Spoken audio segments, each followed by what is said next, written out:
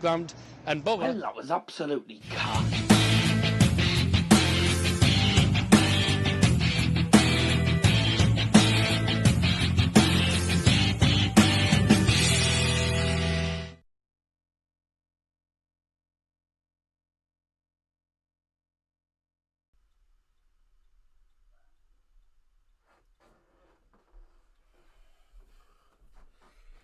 And good afternoon, ladies and gentlemen, and welcome along to Dazzer's Football Stand-Up. You're doing very, very well on this fine, beautiful, bloody boiling Saturday afternoon.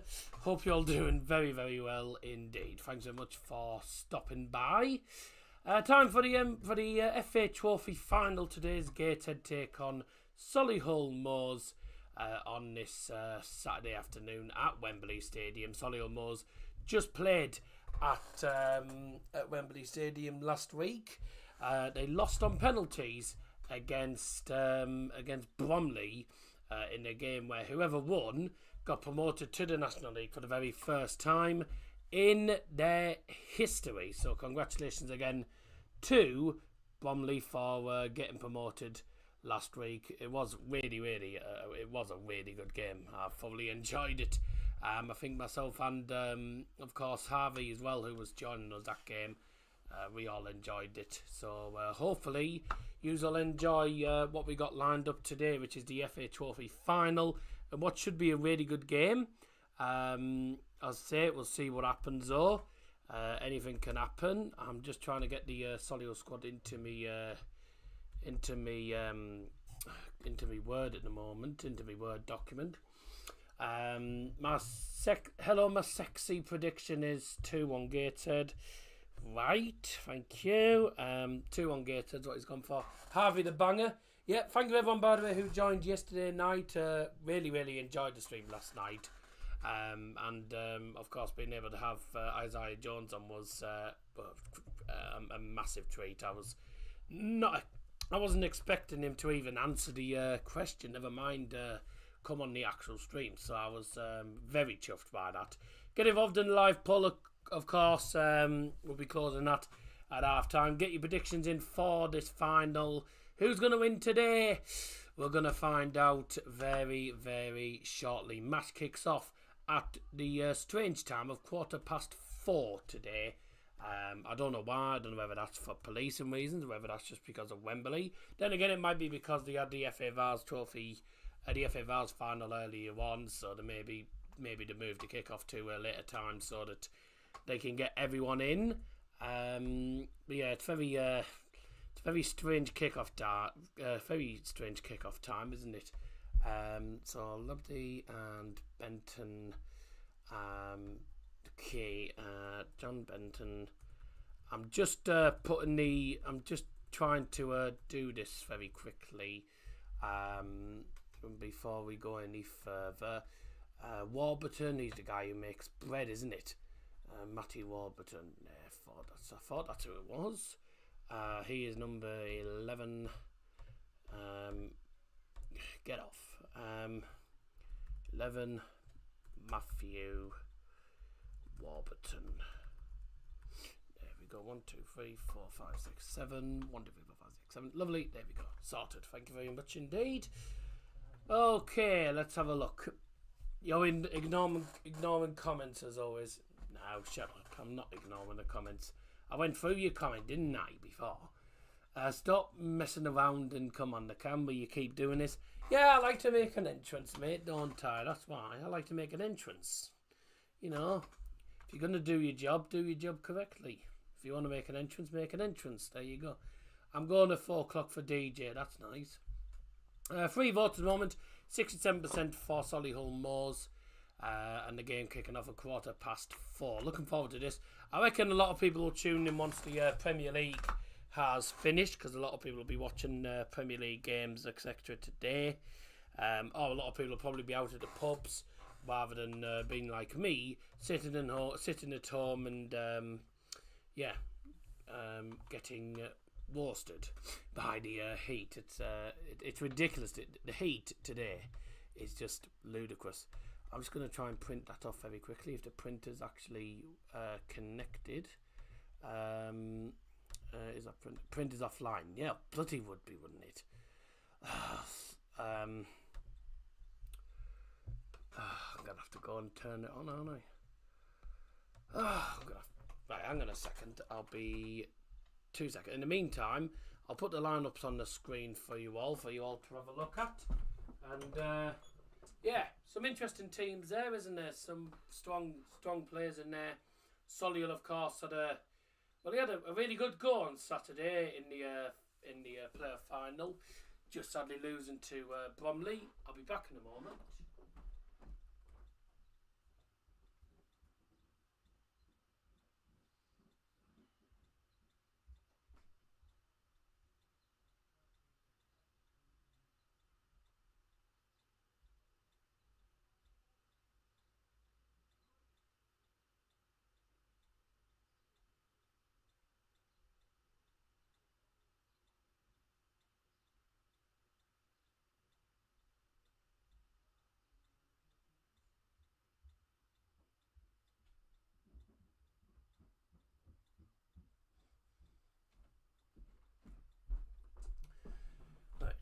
There we go. I've just had to turn the printer on, but obviously I'm not going to be able to get the document till I've actually gone downstairs and got it again.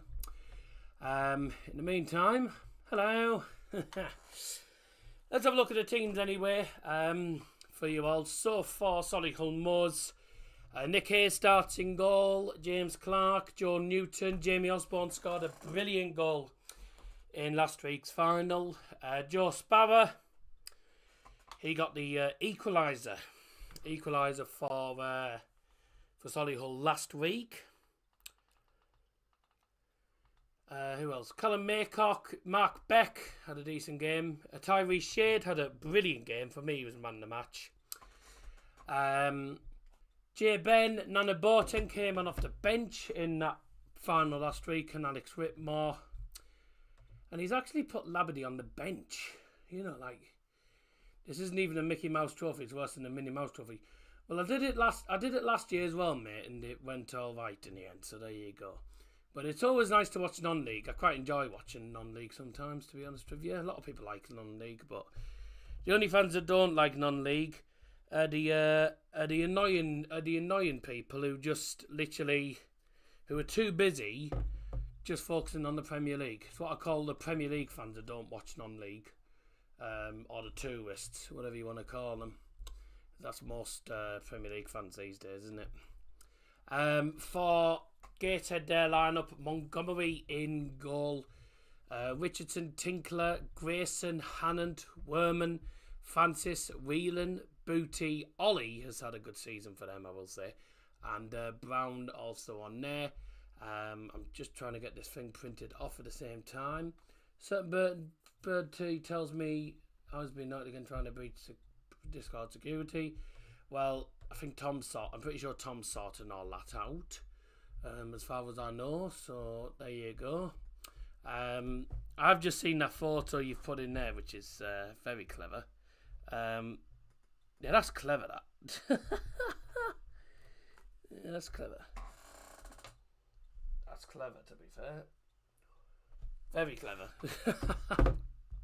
Apart from my beard isn't that big, I'm afraid. But yeah, fair play for having a go. It's quite good, actually. I do quite like that. As we were carrying on, very good. Get involved in the poll if you haven't already done so. Let's go on to... Let's shut that up. Let's go on to the main screen. Like I say, thoroughly looking forward to seeing what happens in this game. Obviously, Bromley did go through to League... Well, I went up to League 2. Solihull Moors were very close for me. Solihull Moors played really well last week in the final, in the National League final. They were probably unlucky. You could class them as very unlucky to not go up. But at the end of the day, if you don't take your chances, that's what happens. And Bromley, for me, I thought Bromley probably over the course of that game, I think Bromley were probably the better side. But Solihull Moors did really make it a good game. It was a very entertaining final. Good 120 minutes, and unfortunately for them, they didn't go up. But I don't see why they can't get themselves a win today and win themselves the FA Trophy. I don't see why they can't win it today. But we'll have to see what happens. The kickoff coming in about 15 minutes time. I need to go and get this this piece of paper that's got the lineups etc. on. But stay where you are a moment. I'll be back in 2 seconds.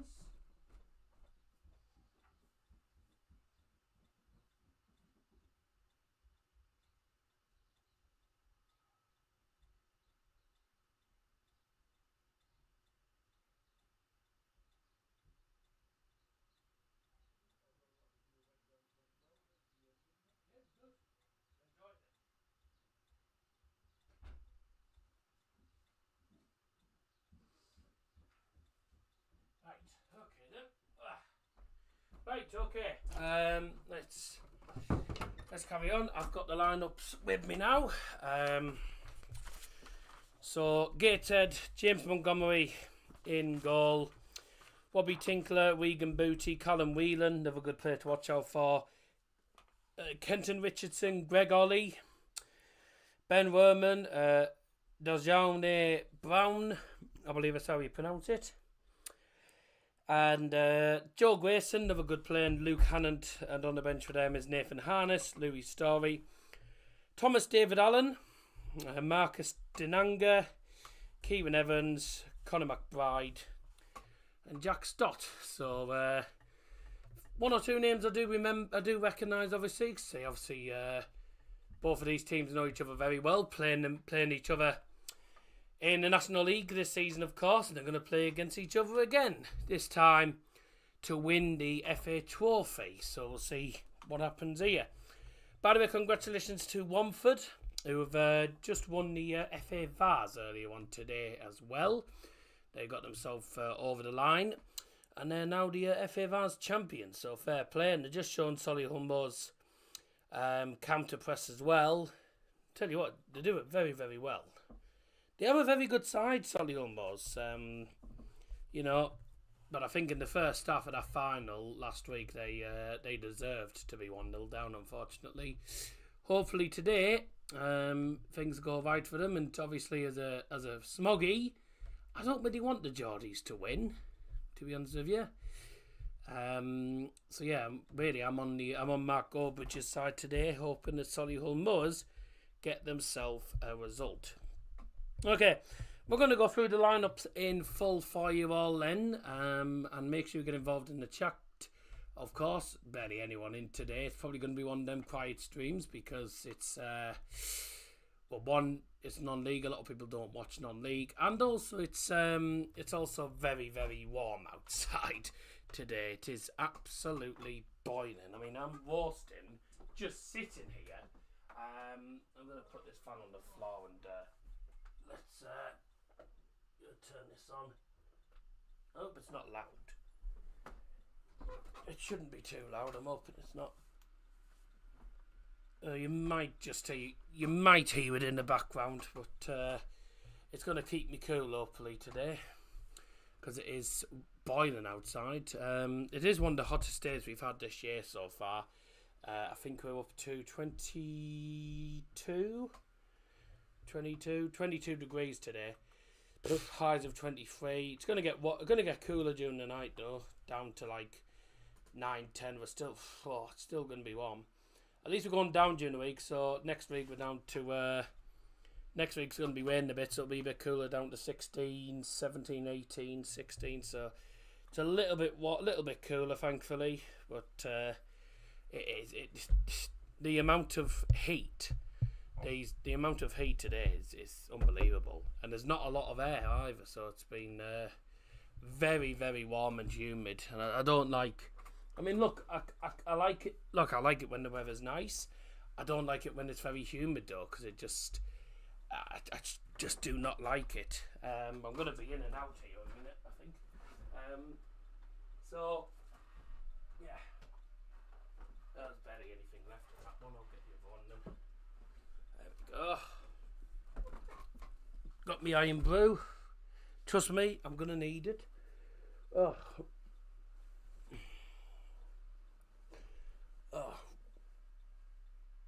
I tell you what, I've been roasting all week with this heat. It's ludicrous.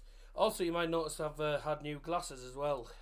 These are new glasses that you won't have seen. Well, you might have not noticed them yesterday because they're pretty much they're pretty similar to the other glasses. Just these ones are a bit rounder, so look a bit more like Harry Potter now. These are a bit rounder, of course. You might notice a little difference, but they're pretty similar. It's just these are a bit rounder, of course, than the other ones. Why am I knocking the table? Anyways, let's have a look at the two teams then for you all, and we're going to start off with Solihull Moors. In goal for Solihull Moors today is number 32, Nick Hayes. Number 2, James Clark. Number 3, Joe Newton. Number 4, Jamie Osborne. Number 7, Joe Sparrow. Number 8, Callum Maycock. Number 9, Mark Beck. Number 10, Tyree Shade. Number 20, Jay Ben. Number 33, Nana Boateng. And number 35, Alex Whitmore. And the subs for Solihull Moors today. Number 30, goalkeeper Aaron Vlahavan. Number 11, Matthew Warburton. Number 12, Gus Mafuta. Number 17, Jos Labadie. Number 18, John Benton. Number 19, Richard Steeman. And 23, Finn Howell. And that's the lineup for Solihull. Let's have a look at the Gateshead starting 11 then today. And in goal for Gateshead is number 45, James Montgomery. Number 2, Robbie Tinkler. Number 3, Regan Booty. Number 4, Callum Whelan. Number 5, Kenton Richardson. Number 10, Greg Ollie. Number 11, Ben Werman. Number 14, Dajane Brown. Number 18, Joe Grayson. And number 19, Luke Hannant. And the subs for Gateshead today: goalkeeper number 31, Nathan Harness. Number 6, Louis Story. Number 7, Thomas David Allen. Number 9, Marcus Dinanga. Number 12, Kieran Evans. Number 21, Conor McBride. And number 28 is Jack Stott. Jack Stott, I beg your pardon. So everyone, it's time to get ready for the game. Let's hope for a good final. The last final last week was very, very entertaining. Fully enjoyed last week's final. Let's see what this one has to offer. Rightio then. Let's see what happens. I'll just put on here that we are live. I think I did say that. I did say on here we were going live. I have got guess the logos ready for tomorrow. I was hoping to get it all sorted today, but unfortunately, I ran out of time because I wasn't quick enough to do it. But then again, I've been pushed off my feet today, so we'll have guess the logos tomorrow, and I am gonna sort out my own logos tomorrow. So there we go. We'll go over that. Thanks very much. 400 odd views on that stream yesterday, which was amazing considering it was only a season review. But I think it's because we had a Borough Play feature in, which is always nice. It was very, very nice. I thoroughly enjoyed that stream yesterday, and I hope you all did, of course, as well. Let's get it underway. Best of luck to both teams. The fans are all in the stadium. There's the Solihull manager with his ginger beard again, or as I like to say, the guy with his head on upside down. Because they always said if you're bald and you got a massive beard, then you've got your head on the wrong way around. So there you go. Right, let's see how this game goes. Gateshead are a good side, so it'll be interesting to see how they get on. Solihull Moors, we saw last week, were a very strong opposition. Looking forward to seeing what happens. The sun's out at Wembley Stadium. The fans are looking forward to it. I'm looking forward to it as a neutral. Hope you all are. And let's get it underway. Ladies and gentlemen, and everyone watching at home, please give a round of applause as we welcome the two teams onto the field, Solihull Moors and Gateshead.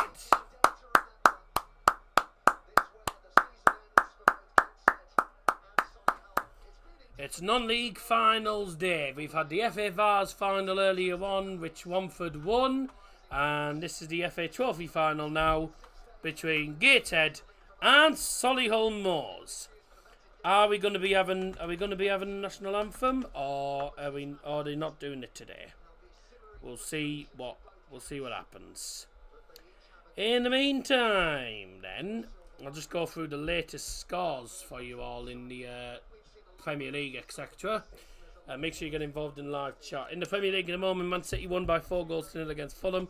It's Bournemouth 0, Brentford 0, Everton 1, Sheffield United 0, Newcastle 1, Brighton 1, Tottenham Hotspurs 1, Burnley 1, West Ham 0, Luton 1, and Wolves 0, Crystal Palace 2. With the later kickoff coming up at 5:30 And that is Forest versus Chelsea.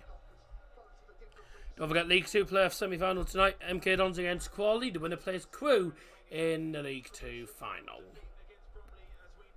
Okay. All the Bundesliga games are 1-1 apart from FC Köln. Oh, they're gonna get relegated, FC Köln here. It's a shame. This is a shame. They're gonna get relegated. FC Köln are going to be relegated today, which is a bit of a pity because it's a pity because he's a really good player. They're a really good side, sorry. Oh dear. Well, what can you do about it? What can you do about it? Who's the referees for today's games? Well, I wouldn't know.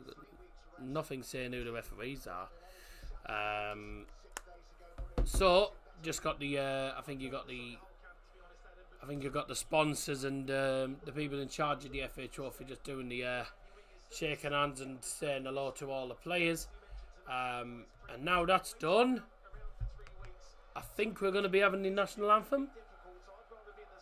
Are we going to be having a national anthem? I wonder if Mark Goldbridge is there again. Yeah, please stand for the national anthem of England. God save the King.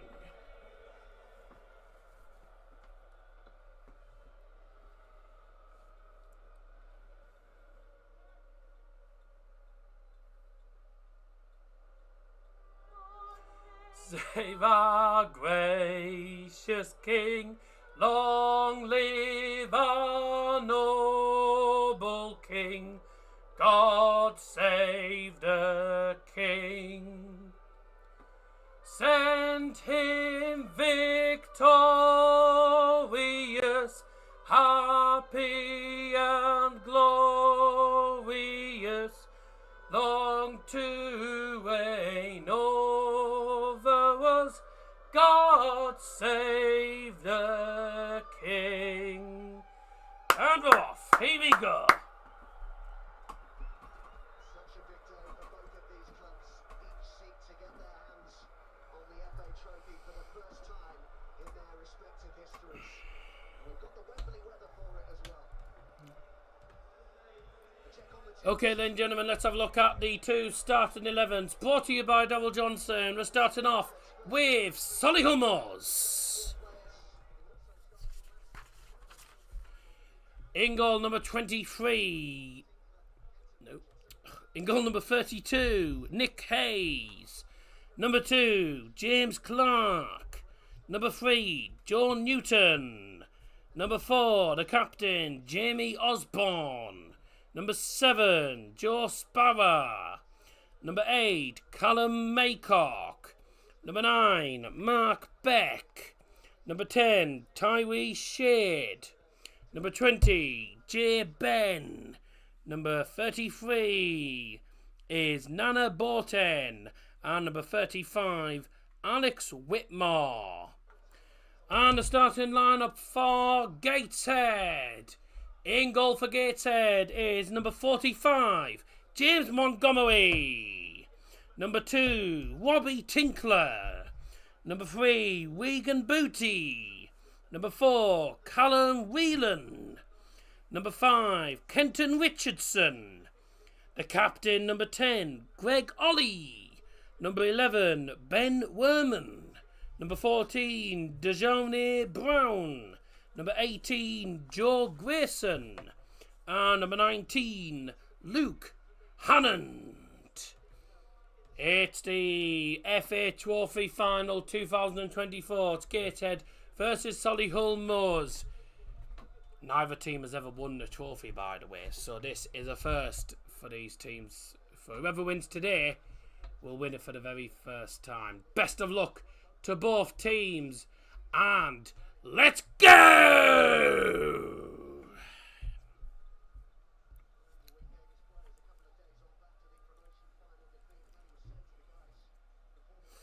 There's Andy Wing, the manager for Solihull Moors.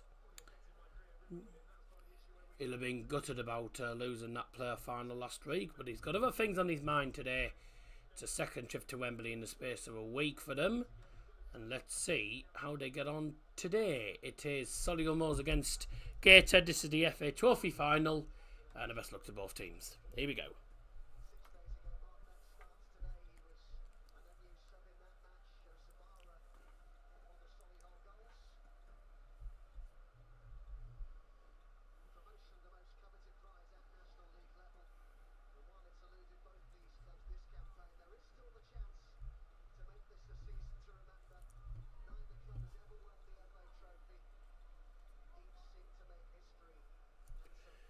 Oh, looks like we're switching sides, so that means Gateshead will be shooting from left to right towards the stand where their fans are, and Solihull going from right to left towards their fans. So both teams shooting towards their own fans. And the referee today, Sam Allison, who is one of the EFL Championship referees.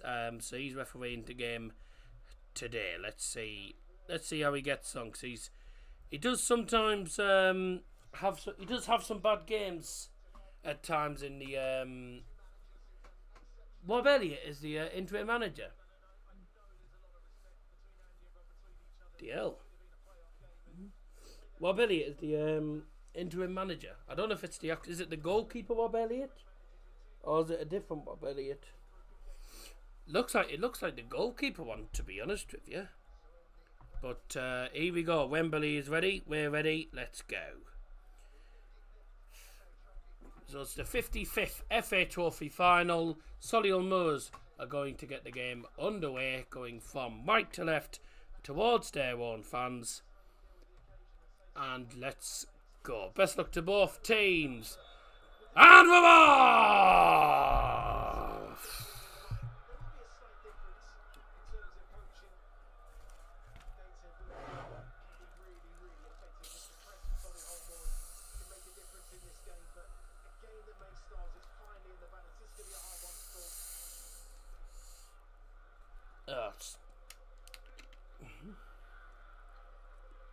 The two Adams. I thought they'd be doing this.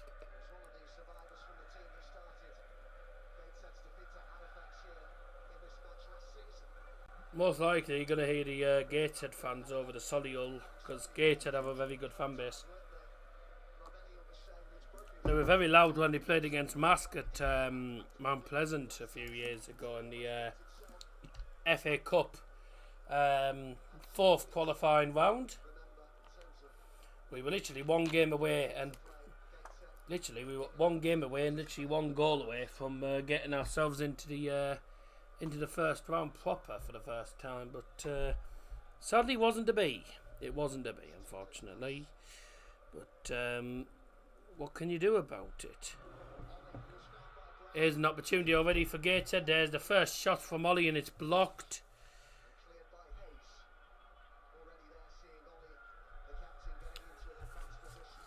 Eurovision Song Contest tonight. Remind me not to watch it, because it's wigged as usual normally. It's always wigged. Hello Junior, thanks for joining us.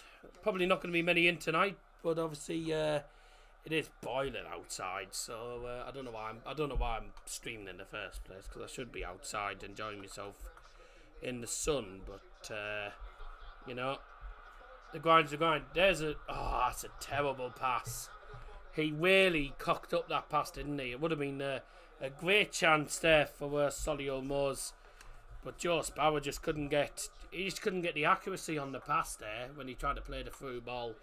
Tried to play through ball to his other teammate. He would have been in on goal. He was messed up the pass in the end. There's only really Scotty B's the only one who's put his prediction in, so there's no point even bothering with that today if no one's put a predictions in. So good opportunity into the centre. Oh! Almost for Gateshead. It was Luke Hannant on the right hand side. He makes a good run actually. Let's have a look here. So he makes a good run. There's no one marking him. And he puts a first time cross in Hannant, and it's into Dazzer Brown, and he just doesn't get a good connection on it. It goes wide. It's very unlucky. It's a good chance though. First dangerous opportunity.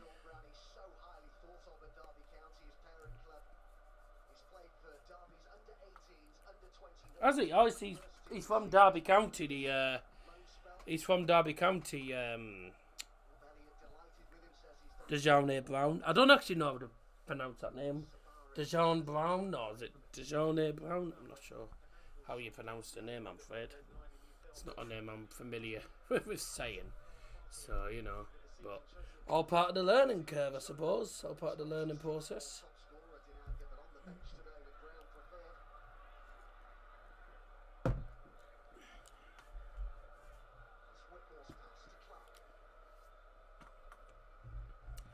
Solihull with the ball now. Anyone have to try to play it forward, and it's just gone, well, straight back with Gateshead, really.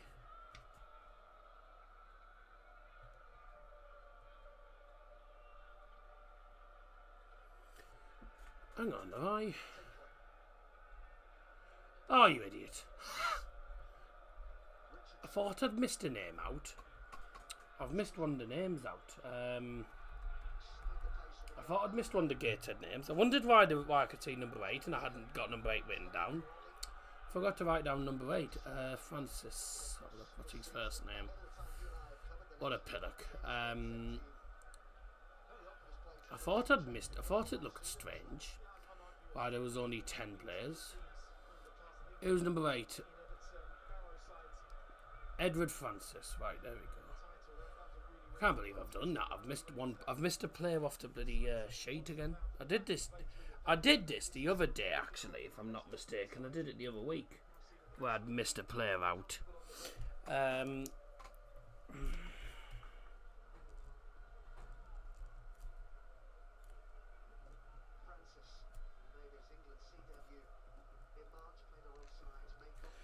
Edward Francis, there we go.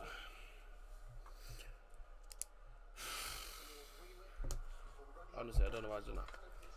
Here's Hannant. Crosses it in. It's headed away in the end.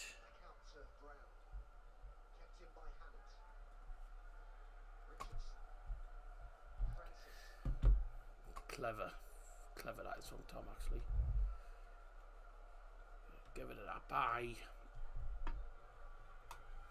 Gateshead 0, Solihull 0. 5 minutes in. Oh, get on the right screen, Daz. Be good.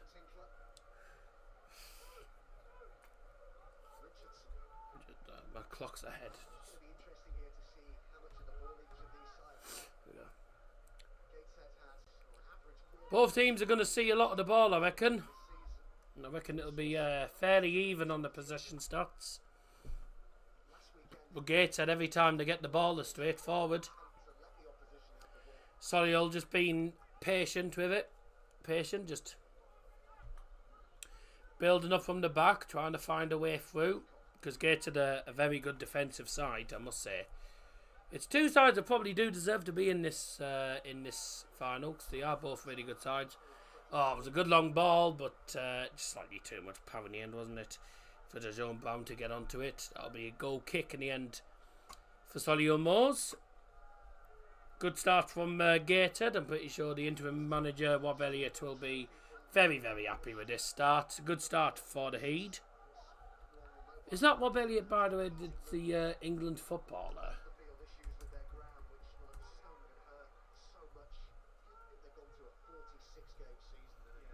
Rob Elliott, Gateshead. Is that the actual footballer? Is it the former goalkeeper?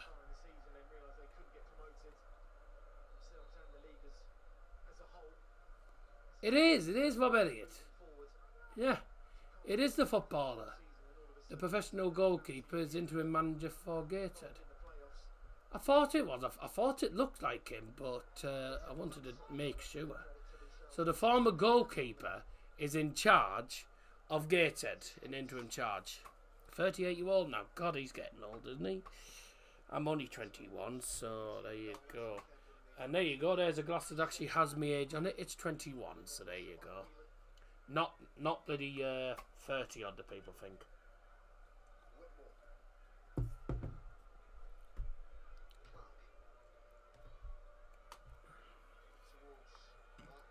Good ball. That's a foul on Mark Beck, surely. It is. It's a free kick, Solihull. This is in a decent position, actually, I must say. Ha ha ha. Gateshead shirt sponsors are Gateshead Central Taxis.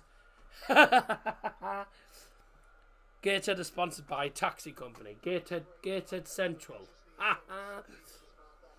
I've used Gateshead Central before, and so I know it's the taxi company. Because they picked us up in Newcastle before we've been to Newcastle. I've seen them around Newcastle as well. Glasses are getting wet. Solihull free kick. And it's sent in, but it's headed away in the end by Gateshead. Is this the playoffs? No, it's the FA Trophy final, mate. It's two National League sides still going head to head. Solihull were in the playoffs last week. They lost to Bromley in the end. And thanks for joining us yesterday, by the way, Stitch, as well. Good to see you.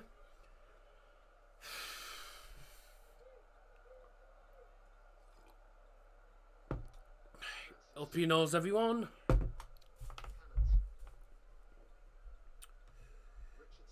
I do tend to do the cup finals, even if it's just non-league final. I do it.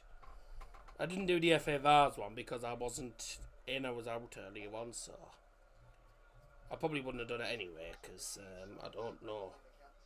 I don't really know a lot of these really lower league sides. I didn't even know who Wamford were, to be honest. So wouldn't have been much use. I might as well do teams that I actually do know. And obviously we know Gateshead, obviously. They're a North East club. And Mask played against them a few seasons ago. Got knocked out in the FA Cup by them. 3-2 in the replay. Drew 0-0 at home to them, then lost 3-2 in the replay, unfortunately, at Gateshead. Which was a shame, but gotta say it was really good to actually be in that round. And there was 500 Mask fans as well, apparently, at that away, in that away, and there's probably more than some of the National League teams take. I look forward to next season. Oh, hopefully I'll be able to go to Hartlepool versus Gateshead next season because I didn't get a chance to do it this season. I wanted to go to Gateshead, but then obviously it was postponed due to cup games against Peterborough Sport. Foul, surely. Okay, no, he's just giving the goal kick. Okay. Get involved in the poll if you haven't already done so. West Ham are in front. That means Luton and Burnley, I think, will be down. Which is bad news for them. Let's have a look here. Yeah.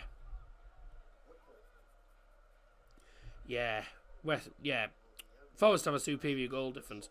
If Burnley don't win, they're relegated. If Luton lose, they're relegated. So there you go. Luton, Burnley and Sheffield United, the three teams that went to the Premier League, are all coming back down where they belong. I'm afraid, because they don't belong in the Premier League. Other than maybe Burnley. Burnley possibly Premier League, but yeah, definitely not Sheffield United and Luton, I'm afraid. No chance they're Premier League worthy this season. Go on then, good ball. See you later. Alright, see ya. Off you go. Don't forget the second leg of MK Dons Crawley tonight. Winner takes on Crewe in the League 2 player final, which I don't know if I'm going to be able to do that or not, because next Sunday is the final games in the Premier League, so it depends if Manchester United are on. If United are on against Brighton, I'll be doing that. If not, then I will do the League 2 final, but I'll have to see what happens. I don't know what the schedule is for the Premier League next week. I'll have to find out actually. Let's have a look. Sunday next week. To be announced.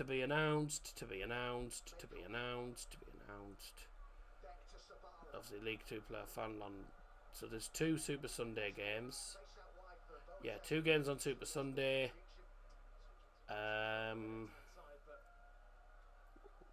One on TNT. They're all to be confirmed, so we're going to find out pretty much last minute. I think it depends on what happens this week. What happens this week will decide what happens. Liverpool out with the title race. Manchester City will definitely be shown. Arsenal, I think, will be shown. So Arsenal, Man City, both will be shown. And then I don't know really. Possibly Spurs or Newcastle. Maybe Spurs, because they're trying to keep 5th place, or maybe Aston Villa, just to guarantee 4th. I don't know. It'll be. I very much doubt Manchester United will be shown. So, which is probably a good thing, because I've got fed up of watching United this season, even though I have to watch them against Arsenal and Newcastle this week. terrible. Grayson. Tinkler. 15 minutes in. I think both teams just starting to get a feel for the game at the moment. It's not an easy game for these guys, of course, really in the really hot conditions. There is a lot of shade though in Wembley Stadium, which is probably a positive thing, so it might be a bit cooler.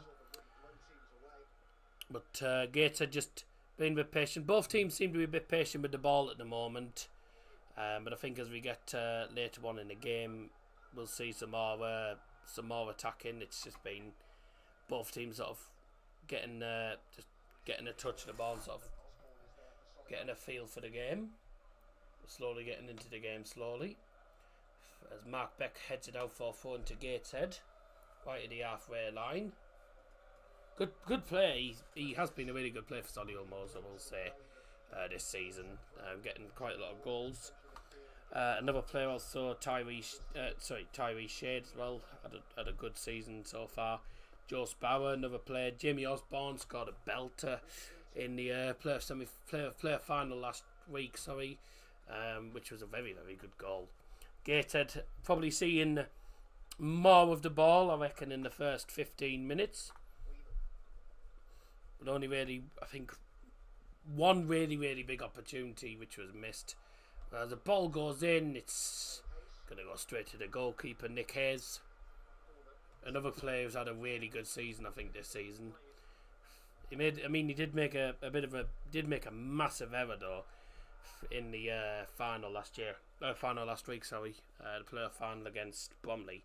Did make a massive error, and but he did save one or two penalties in the shootout. I think he saved one penalty in the shootout. But there was nothing really he could do about it. One of the Solihull players, I think, missed what was the final penalty for them, and that meant that if Bromley scored, they were champions. And they'd be up to the AFL. There's Joe Sparrow. He was chasing that.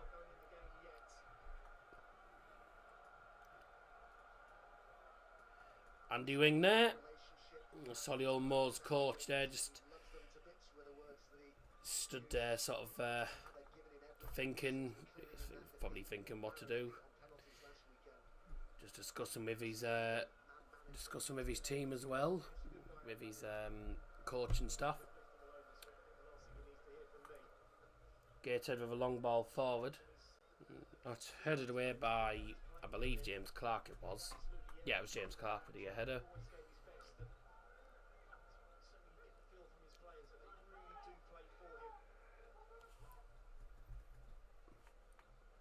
That's a terrible pass. It's gone straight back to Solihull Moors. Jamie Osborne now playing it forward.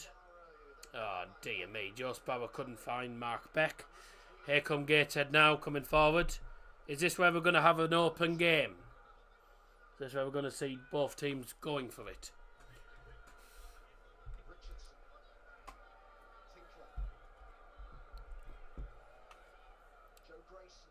Good ball. Shot from distance blocked. It's going to fall back to them. Oh, it stayed in. Luke Hannant's done really well. That's a foul on Hannant by Tyree Shade, who's not really best pleased by that decision. It was a foul though. Sam Allison, the referee from the EFL Championship, you might remember. It's Sam Allison today.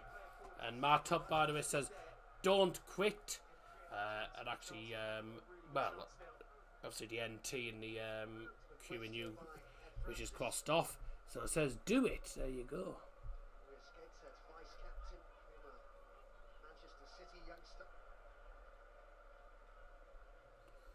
I like the stream, but I think this just goes to show why streaming random games nobody really watches isn't as good. Mate, it's a cup final. Like, if people don't care about cup finals, then why do you watch football at all if you don't watch a lot of cup finals? And the issue with the really big games, you get loads of YouTubers streaming it. You know, a lot of people, there's not many people that stream these sort of games, so an opportunity for me to try and get some viewers. But I think the weather's having something to do with it. Everyone's out and about today.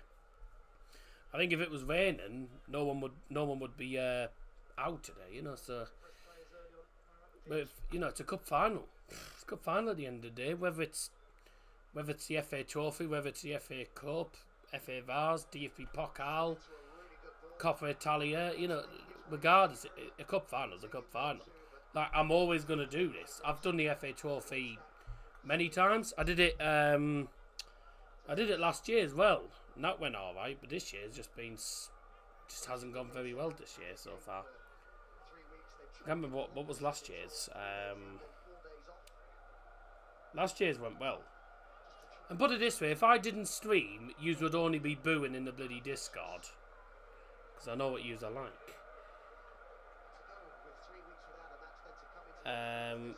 Let's have a look. You know, I do some... I mean, it's a football channel. I'll stream any... You know, I'll stream any football game. Especially a cup final, though. So, let's have a look. The FA Trophy final last year was FC Halifax against Gateshead. Did all right actually. Well over 200 odd views there, which is more than I get for a lot of the games at the moment. Arsenal Bayern 100, Bournemouth United 100, Union Bayern not even 100, Real Madrid 100, Real Madrid 200. Like, you know. It doesn't matter what game I get, I always get similar amount of views anyway. It's matterless, really. Could do really big games and get no views. Could do really bad games and get loads of views. And, you know, it just depends. It all depends, really. I'm surprised I've had no Gateshead fans in yet, you know. But then again, probably the population are probably at Wembley. So, you know. It doesn't matter what game you do. It all depends on who tunes in at the end of the day. Can't do anything about it.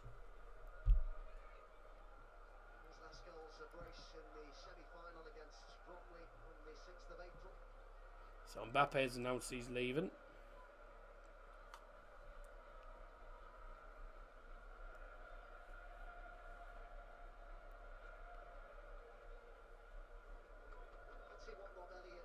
I'm kind of glad Luton are going down because I don't think they deserve to be up there. To be honest, they didn't deserve to be in the Prem anyway. Why are they talking to the managers during the game? Oh! How's he missed that? Why are they talking to the managers during the game? I don't get that. I cannot understand that. Like, surely that's off-putting for the manager. God, honestly. It was a good cross-in form. Was it Hannant? Hannant and then... Oh, dear me. He's got to do better than that.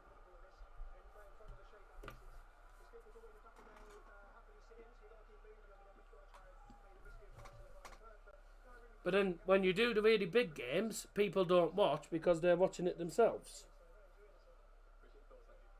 A lot of people will be watching it themselves, or they'll be watching all the big YouTubers like Mark Goldbridge. So, it's a no-win situation anyway.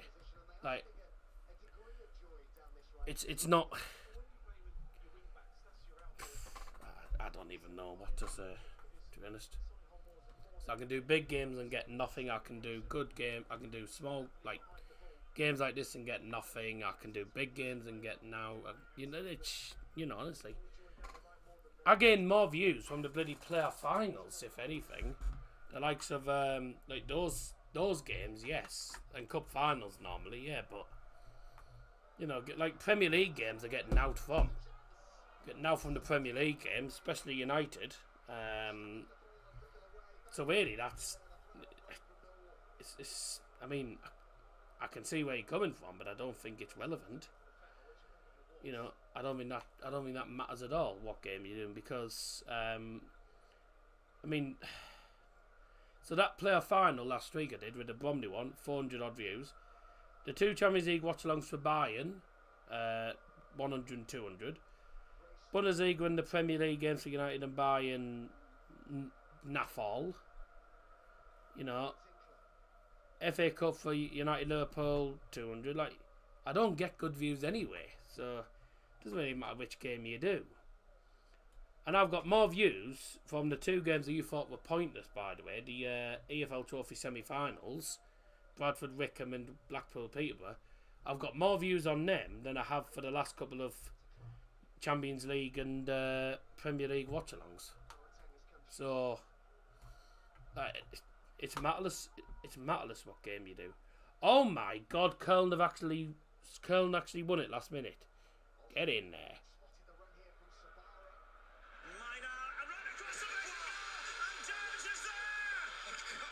Get in. Lovely. Good, so they've survived for the minute. Well, they've survived for now, but I'm pretty sure the results going to go their way, though. They've got one more game to save themselves, and that is they're against Heidenheim away. Not the easiest of places to go. It's not a place you really want to go if you're needing results, because Heidenheim will be needing 3 points and hoping that Freiburg and Hoffenheim lose for them to actually go ahead of them and get into the European spots. So a lot to play for in the final Bundesliga games next week. Sam Allison has just blown the whistle for the moment, and what they're doing? Oh, they're doing a drinks break.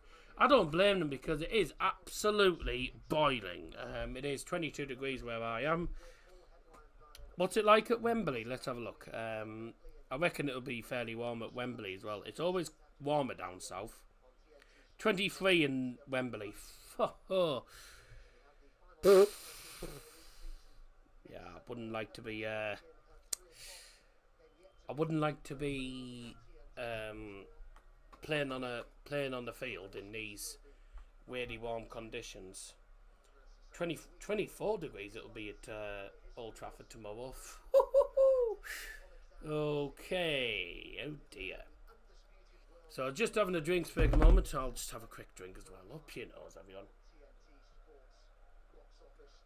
And I mean, even if there's barely anyone, even if there's only like 1, 2, 3 or 4 people, I'll just do it.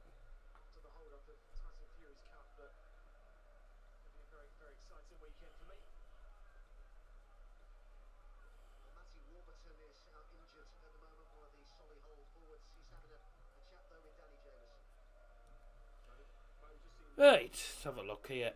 Mickey van der Ven's put Spurs in front. That's Burnley going down. Bye! Oh dear. So the 3 teams that went up last season are all going straight back down. That's amusing, I must say. How many points do Man City need to win the title now? So if Arsenal somehow lose at Old Trafford, don't see it happening.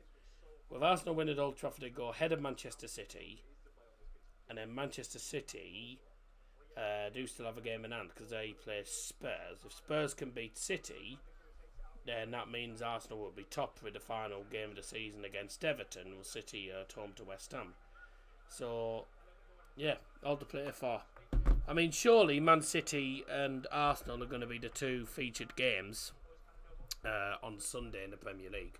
Surely Manchester United doesn't get featured on Sunday. I hope not, because I want to watch can't lie, I want to watch the bloody League 2 final, because I've got fed up of watching United this season, even though I'm still going to be streaming the bloody Arsenal game tomorrow. Brentford have just scored at Bournemouth. That shows how crap Bournemouth are, ladies and gents. They've absolutely bottled it this season. So now we're going to get, I mean, Sam McNeil's saying, we're getting Europe. No, you're not now. No, you're not anymore, because you've just blown it. I mean, they'd already blown it anyway, so there you go. Oh, it's boiling. Tell you, I'm warm. Game back underway, by the way, and we are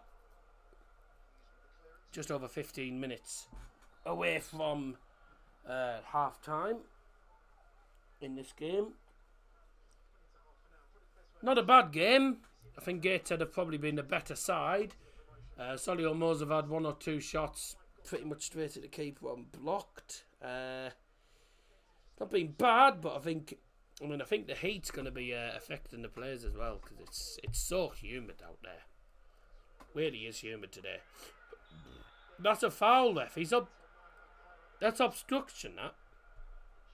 He's plucked Tyree Shade off there. Yeah, right decision from Sam Allison there.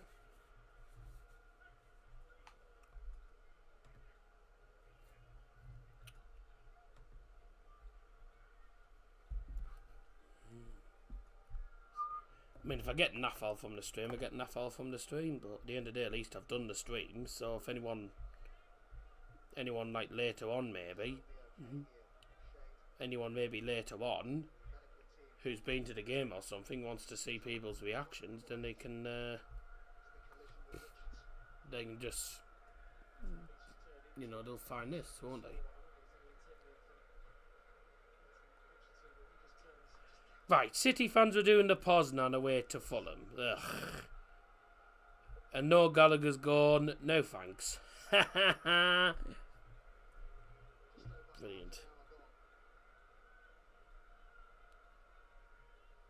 Yep.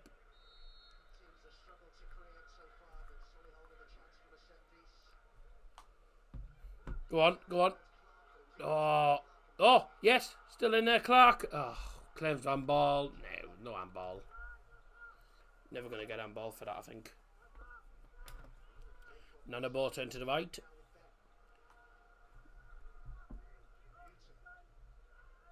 Foul on James Clark.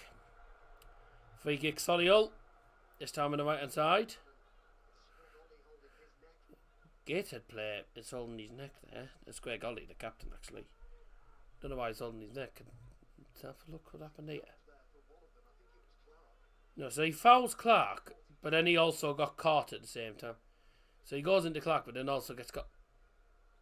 I don't know if he gets caught in the neck there, to be honest with you. I think he's play acting, but he does get caught at the same time.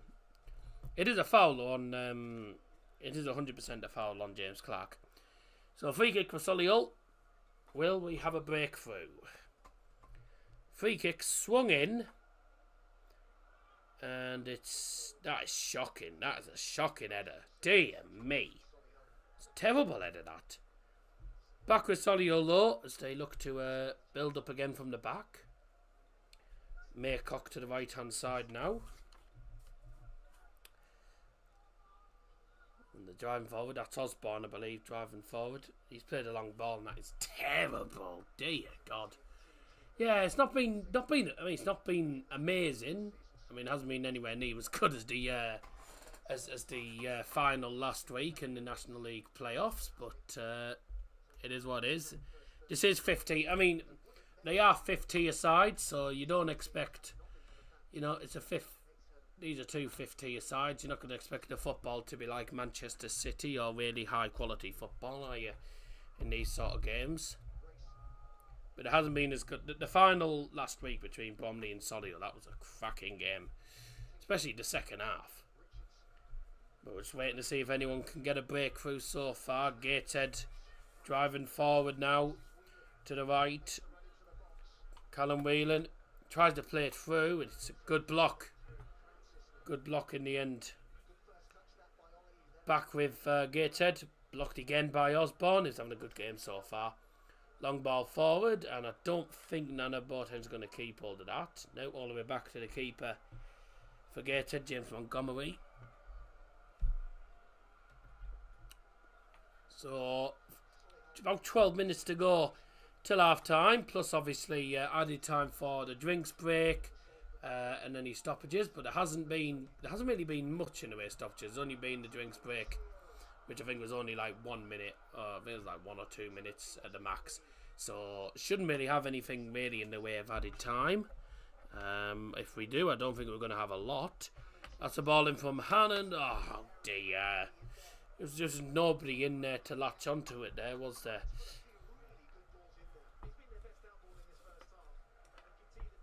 I've got to say, Luke Hannon, by the way, is at the moment leaning towards having him as the man in the match so far, because he's playing really well down that right hand side for Gateshead. I mean, he's putting some decent looking crosses in. He put a dangerous one in the first couple of minutes that really should have led to a goal.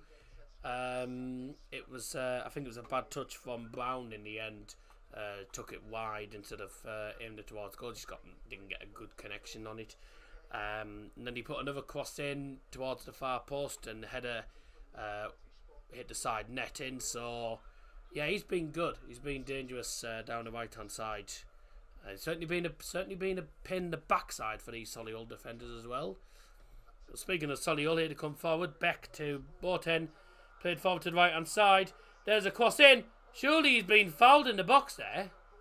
Has he not been fouled in the box? Nope, okay. It was good play as well. Lovely play. Mark Beck played to Boateng. Boateng played it forward. I think that was Ben who tried to put it into the box there, and it ended up going out for a Solihull corner, going to be taken by the captain Jamie Osborne. A few players waiting in there. It's going to be an in-swinger, I believe. Swung into the middle. Okay, 2 players just fell over there. Osborne back in. That's a good looking cross. Headed on at the far post. Beck goes down. No, nothing's going to be given for that. Maycock on the right. Can they get it back in? Solihull. And they said Gates at Solihull. Solihull going to be able to get it back, or is the chance going to go? It's Shade. I haven't seen too much of Shade in this game actually so far. Yeah, and it's ended up going back into the defence, so they're just pushing out now. Gateshead pushing back up the field. Gateshead now keeping that high line. They are playing a good high line at the moment. Good defensive line.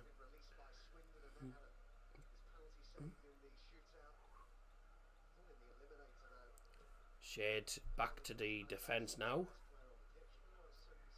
I don't know who's going to be the happy of the two managers. I think probably, potentially, Rob Elliott might be the happy of the two coaches, you know, because Gateshead have played well. Gateshead probably should have had a goal in this game, and they looked more likely to score. Solihull have responded well though, getting back into the game a little bit. But yeah, Solihull have struggled. It's been a hard game, I think, for all of these players, to be honest. It's a difficult game. There's a lot at stake. Neither team's won the FA Trophy before, so it's a big afternoon for these. And once again, of course, congratulations to Wamford, who won the FA Vars earlier on today as well. Oh, I'll see you later. Bye-bye. Good play, that. Really good play from Gateshead. They're driving forward down the left. It's into the centre. Edward Francis on the ball now. Played forward. Now down to the right-hand side to Luke Hannett, who's Hannon's had a really, really good game. Back to him again. Tyree Shade does well defensively and gets the ball back. He will thump that clear just outside the side of his penalty area. Francis with the ball now for Gateshead again, down the right. He's going to play it back into the defence to Wobby Tinkler. Now it's Grayson on the left. Solihull do well there. Good defending there, good challenge. I think it's going to be 0-0 at half time, where things are looking. I hope I've just jinxed it now. But Gateshead certainly the better of the two sides in this match. Bromley were the better of the two sides in the first half against Solihull, and then Solihull came out firing at all cylinders in the second half. Got themselves a leveller literally about 3 minutes into the half through Joe Sparrow last week. So yeah, they didn't do too well in the first half, Solihull, but the second half they did so much better. So we'll see what happens though. Still plenty of time left. Still another 7 minutes to go till the half-time interval, plus added time, of course. Kenton Richardson for the Heed. To the right, Hannant's had a really, really good game so far. He's pulled it back into the centre of defence now, Kenton Richardson. Both playing... The Heed defenders are practically in the opposition half now. You know, so they are really pressing high. They're playing very high. It's a lovely play. It's a brilliant ball, that. Francis now. Back to Ollie. And now it's Callum Whelan. And here's Ollie. Ollie's going to shoot! Oh, he sent it wide. I can't believe it. He sent it wide from there. I mean, it's just on the edge of the D. I think it's really in the centre. It's in the centre. It's just wide. It's very close, actually. Could have had a goal there. Good work, though, from Gateshead. Really good build-up. Ollie in the end with a shot just on the edge of the D. Could see he was going to shoot. He had all the time in the world. Maybe he probably could have took slightly longer and maybe took another touch. But he went for it. And it wasn't a bad attempt. It was just alongside of the post in the end. And sadly for Gateshead, still haven't been able to find a breakthrough as of yet. Solihull Moors fans in their numbers. All sort of mixed around mind. Not all like sat next to each other. A lot of them sort of mixed and just sort of sat anywhere by the looks of it, isn't it? Here's Gateshead on the ball now. Wigan Booty to the left hand side. Greg Ollie's had a really, really good game so far as well for Gateshead. The skipper's doing well. Breaking news, ladies and gentlemen. Burnley have been relegated from the Premier League. Bye-bye! That'll be Luton heading down as well. What a sad shame. No disrespect, but they did not belong in the Premier League. I mean, Sheffield United definitely don't, and neither do Luton. Burnley are a team that were in the Premier League for a while, and then obviously now they're just struggling. They're struggling. But Luton and Sheffield United, no chance. They're what you call yo-yo clubs now. They're just up and down. That's what they're going to do. Well, Sheffield United definitely, because they're up, down. Like Norwich was up, down constantly. So Burnley relegated from the Premier League. See you later. See you next season, Vincent Kompany. If he even stays on, that is. I hope to do. I hope to do keep him on because he did really well in the Championship last time. So, you know, if they don't keep him on, I don't know who they're going to get in next, though. But things do change every season. Here's Shade, currently in the shade at the moment. Long ball forward. It's headed on by the Heed. And it's Richardson with the ball. And Hannon decides to pull it back into the defence. And now Wigan Booty's gone on a one through the centre. There's a chip ball through in the end from, I believe that was Whelan. Luton are all but down. I thought Luton were relegated. So Luton not officially down apparently. Okay then. There's been some good build-ups to the chances, but there's neither team's taken them so far. Still awaiting that first goal in this final. It'll probably come in the second half. And there's a man down for Gateshead. I think it's holding the back of his head actually. And it was Joe Grayson who was down.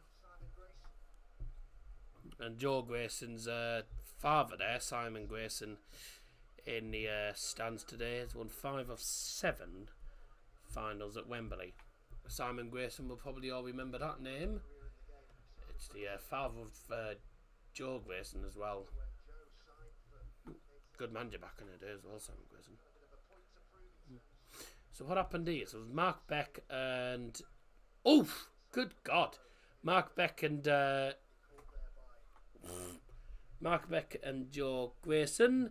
And Joe Grayson gets kneed in the side of the neck. That is painful. Ho, ho, ho, ho. Yes. Ow. That's all he needs. That's all he needs. Right. So yeah,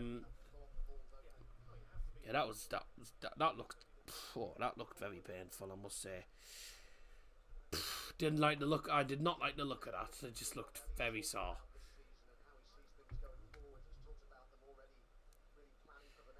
Heading into added time in a few next sort of minute.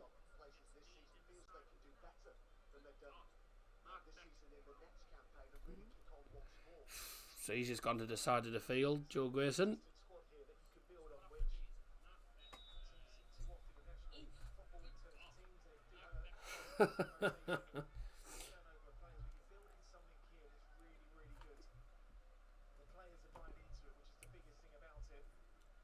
Don't forget back live tomorrow for the Manchester United Arsenal game. Gonna be interesting. I mean, I can't say I'm looking forward to it because I'm not looking forward to United probably getting absolutely abused by Arsenal, but you never know what's going to happen. If you haven't got involved in the poll, please do, because it will close. We will be closing it just before the start of the second half. And tomorrow we've got tomorrow we do have the return. We do have the return tomorrow of Guess the Logos, and that'll be tomorrow, not today. So we're looking forward to that. Ladies and gentlemen, the added time brought to you by Daryl Johnson is 3 minutes. 3 minutes.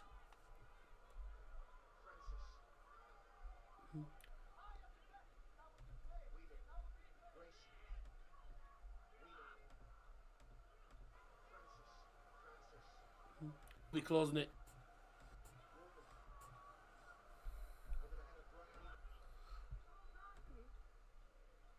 Is anyone going to get a goal? 3 minutes at a time indicated in.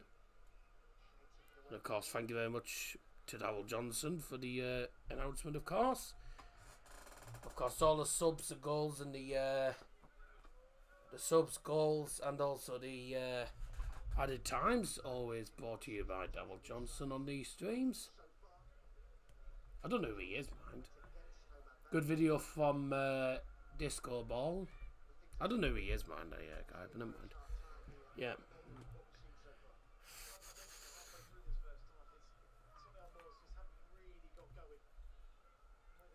Nil 1. Yeah, well, there hasn't been a goal yet, mate. Oh, could be. Oh, could be. Wasn't. What's all this about Hoyle trying to message me? Who said Hoyle was messaging you, mate? I'm sure you're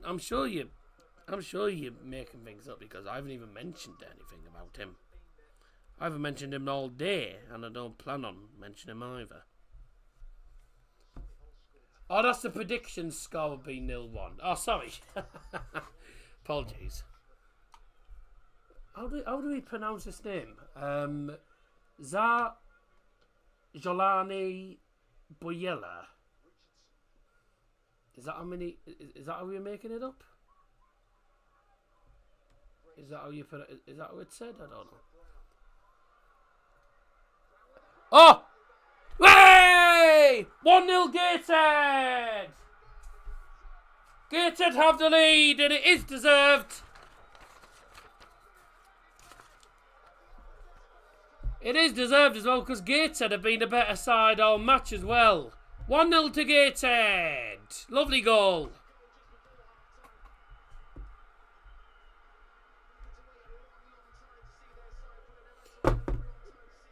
Lovely finish that, ladies and gents. Lovely goal. Gateshead lost the final last year to FC Halifax. They're on course to winning it this time. Just give you a heads up. If Hoyle returns, he has eyes on your girlfriend, he told me. Well, if you ever speak to him, tell him to do one.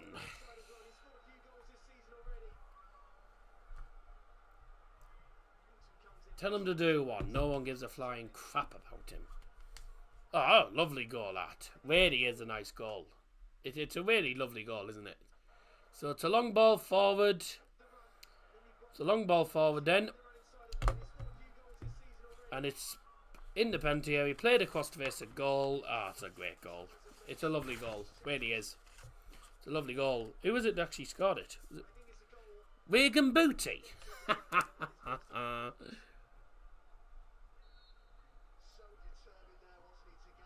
Wigan Booty. And who got the assist there? Dazzer Brown, I think it was. Yeah, it was Dazzer Brown, I think it was, for the assist in the end. And the half-time whistle's gone.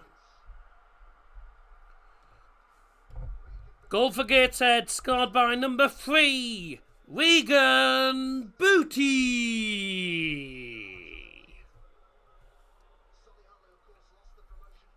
And a half-time score here at Wembley Stadium. It is Gateshead 1, Solihull Moors 0. Right. Good. Gateshead do fully deserve to be leading in that first half because they have been the better side all game, in my opinion. Solihull Moors again find themselves 1-0 down at half time.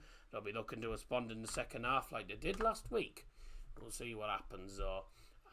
It was mentioned to me at 1 o'clock in the morning of days, so I'll give you a heads up. Oh, well, fair enough then. It's hard luck if at the end of the day I don't care what he thinks. So he can get stuffed for all I care. Right. Half time then. We've got our guest the logos tomorrow in the game between Manchester United and Arsenal. So make sure you join us for that. We're going to close the poll because it is at half time now. 55% Solihull Moors, 45% Gateshead. Obviously that would have probably changed if I was going to keep it on for longer. But obviously I'll close it at half time. And it is 1-0 to Gateshead thanks to Wigan Booty of all people. Right place, right time, and he just slots it home against the goalkeeper. Nick Hayes. Not Mark Hayes. Nick Hayes, I beg your pardon. I'm getting the names mixed up today. So, good first half in the end. Wasn't too much really to talk about. Gateshead having more of the ball and probably having the better of the game. Solihull Moors had 1 or 2 decent opportunities wasted. There was a lot of good opportunities for both teams that were just wasted in the end. But fingers crossed we see some more goals in the second half and more action. Gateshead looking to win the tournament for the very first time. Solihull looking to do the same. Win this tournament for the very first time. Now, Gateshead last season were against Halifax and they lost out last season. So will they be able to do it this time? Is it going to be second time lucky for them? We're going to find out in the second half. Join us for the second half in a couple of minutes.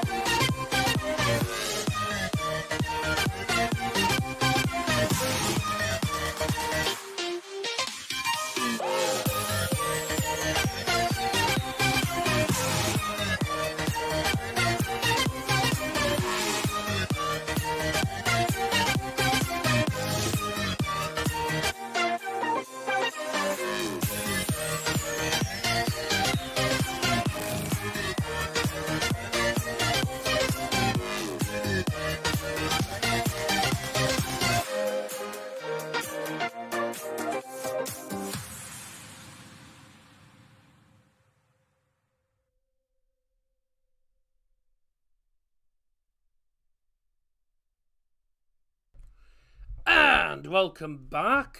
Second half's going to get underway very, very shortly, ladies and gentlemen. In the meantime, going to go through some of the stats for you all. 4 shots for Gateshead, 2 for Solihull Moors. Only 1 shot on target for both of those teams. Solihull Moors' shot on target was a shot that was straight at the goalkeeper. As for Gateshead, their shot on target was the one that went in the net, thanks to Wigan Booty from the low cross from Dazzer and Brown. At the moment, only 3 corners. Anyone who's got a bet on corners, only 3 corners so far in this game, and only 1 yellow card at the moment. Let's go through some of the scores from the early kickoffs, of course. In the Premier League today, Manchester City won by 4-0 away to Fulham in the 12:30 kickoff. Goals from Josko Gvardiol, Phil Foden, 2 goals for Josko Gvardiol actually, and a penalty for Julian Alvarez made it 4-0 there. Fulham going down to 10 men, second yellow card for Issa Diop. Brentford won last minute against Bournemouth. They scored in the 95th minute. Johan Visser with the last minute goal there. Everton won 1-0 against already relegated Sheffield United. Newcastle drew 1-1 with Brighton and Hove Albion. Spurs beat Burnley in the 82nd minute through Mickey van der Ven, which means that Burnley are now relegated to the EFL Championship again. Luton, all but down, lost 3-1 to West Ham away from home. And Palace beat Wolves by 3-1 as well. It's time for the second half to get underway then. Don't forget the 5:30 kickoff in the Premier League sees Nottingham Forest taking on Chelsea. Second half is now underway. If you have just tuned in, welcome to the stream. Thank you very much for joining us. Don't forget the League 2 playoff semi-final tonight. Crawley taking on MK Dons versus Crawley, I beg your pardon. Winner taking on Crew Alexandra in the final next Sunday for place in League 1. And also Celtic beat Rangers by 2-1 in the Scottish Premiership as well. So that's all really so far. On to the second half of today's game. And let's see how these two get on in this second half. And once again, the best of luck to both the teams.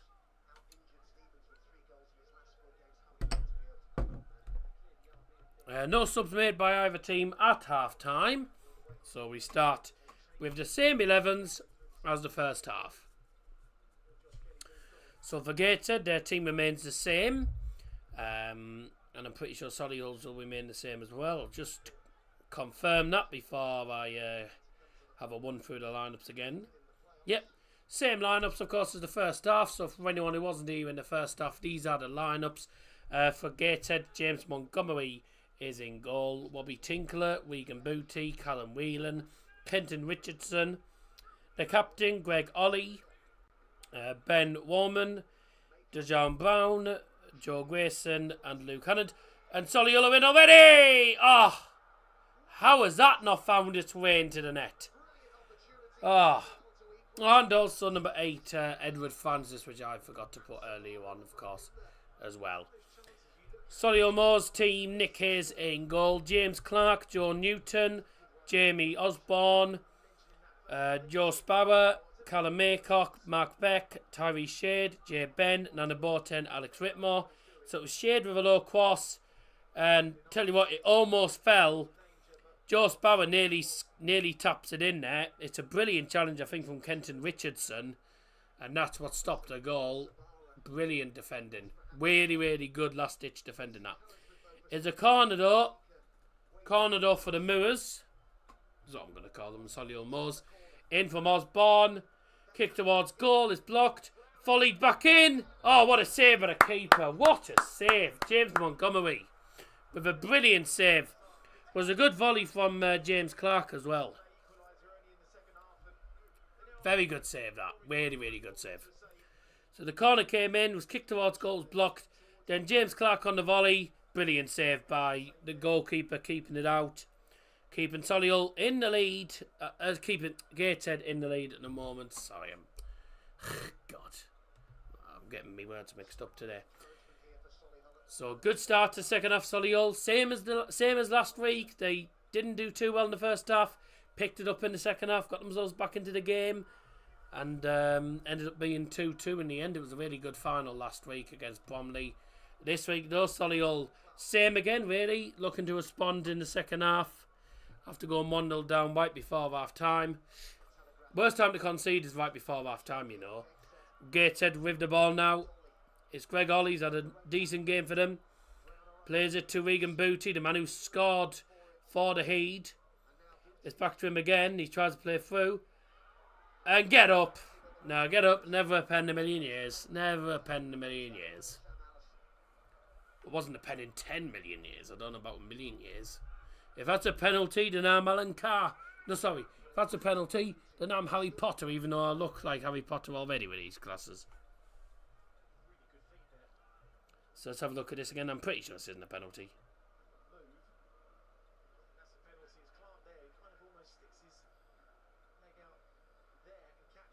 Ooh, you know.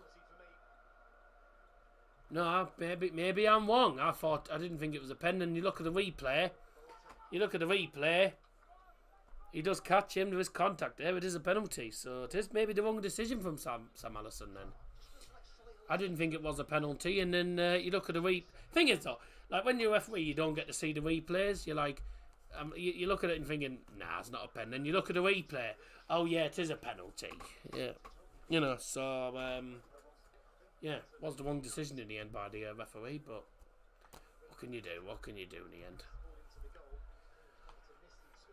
Solihull Moors with the ball in. Back to the goalkeeper, Nick Hayes.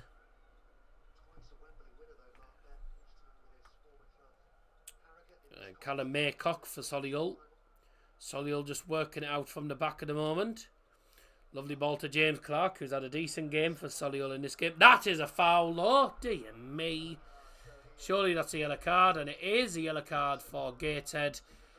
And the yellow card shown to the goal scorer, Regan Booty. YC, yellow card.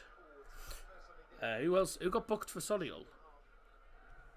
Someone got booked for Solihull in that first half. I didn't write down who it was. I didn't write down who it was that got booked. Apologies, my nose is really itching like mad. Could be twins, could be hay fever or something, I don't know. Who got it booked? So Mark Beck got booked in the first half for Solihull Moors. YC. Means yellow card. No subs made yet by either manager so far. 2 yellow cards though. Regan Booty just been shown the yellow card for foul there.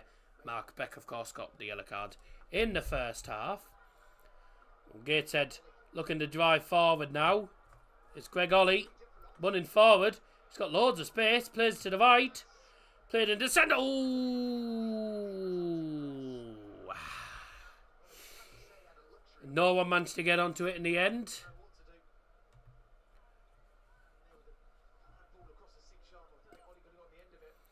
It was a good run from Greg Ollie. Played to Hannon, who's been good of his crossing in this game. I think it was just too much power in the end. I think Ollie tried to get onto it again, but it was too much power. Solihull Moors are going to move the ball forward from their own half here.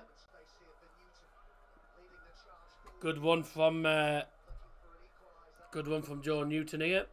To the left. To the far left in the end. Into the centre to Joe Sparrow. Got the equaliser in the game last week. And it's Joe Sparrow again. Plays into the centre. Oh, what a save. What a save that is. Oh, my word. He's pulled off 2 really good saves in this game, Montgomery. I want to see that again. Makes himself big. And he saves it brilliantly. It's a brilliant save. I mean, people might say it's an easy save, but it's an important save. It's a very important save because if he doesn't get that, then it's a goal. Simple as that. 100% that's a goal any day of the week. Other than that, that's a brilliant, brilliant block. Brilliant save, brilliant block. Oh, here come Gateshead. Montgomery's the one keeping him in the game. He's made 2 really good saves in this second half, I must say. Here's Brown. Been causing a few problems for Solihull. And he's holding on to his arm. What do you want to do? Hug him. He's out of play, surely. He's currently grabbing hold of his arm. Like, what do you want to do? Pull his arm off? What do you want to hug? Come on. Get a grip. Let's have a look. Let's have a look. Oh, what a save. What a save. So Joe Sparrow plays it into the centre, and any day of the week, that's a goal. You know, he reacts brilliantly. It's a cracking save, I must say. Really, really good from James Montgomery. Thanks everyone who's joined us so far, by the way. This is the FA Trophy final, of course. Gateshead, Solihull Moors. 1-0 to Gateshead at the moment. Don't forget, if it ends as a draw, we go to extra time and penalties if need be. Solihull really getting back into the game now. 2 really good opportunities. Oh, that was late. That was late, ref. Oh, my word. He's not giving that. That was a late one. How was he not? Any other referee gives a free kick and maybe a yellow card. That was late. There was a late one there. Very late. Oh.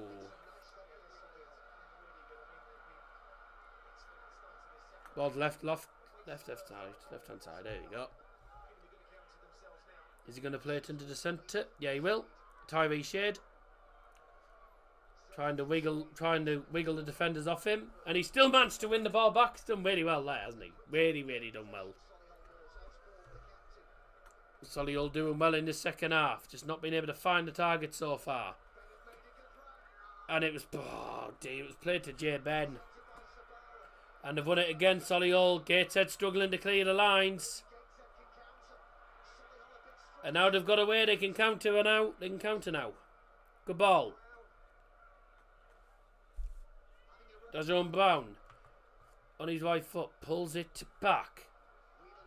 And Tyree Shea does really well defensively there. He wins the ball back brilliantly.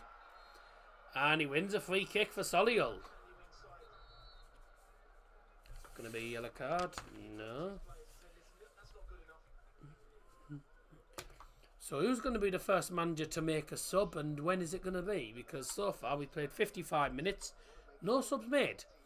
Most managers tend to do it at about the 60th minute mark. Oh, Michael Carrick tends to do it in like the 65th minute. 2 viewers. Yeah, well, it's been up and down. We've had a few in, and we've had none, and we've had you know, it's one of them things at the end of the day. But at the end of the day, I'm streaming the game. I'm getting a few views. There you go. Remember the good old days those footballers used to hit 100 viewers? What, in this 100 views in the stream? That was like a one-off. That was just a one-off, mate. That was literally a one-off. Sometimes get decent views, sometimes they don't, but it's not as good as it used to be. Yeah, no shit. Yeah, yeah, streams and 500 views. I remember also. The 500 views was when we did when I got the 19k views or something. And we had over 500 views. It was that cup draw, but that was about it really. That was just a one-off, mate. Really, I think that was a one-off. I don't think we'll ever get that again. You know, apparently I was the only one streaming the draw. Well, loads of people stream the draw now, so you know, like, I'm not worried. It was nice, you know. It's obviously it's nice when you get a lot of views, but at the end of the day, you know, even if there's not a lot of people tune in, you know, massive security issue. Hoyle's trying to bot the server. How do you know that? How do you know that?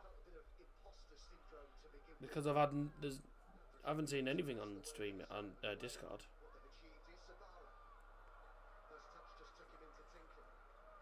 There's nothing on here.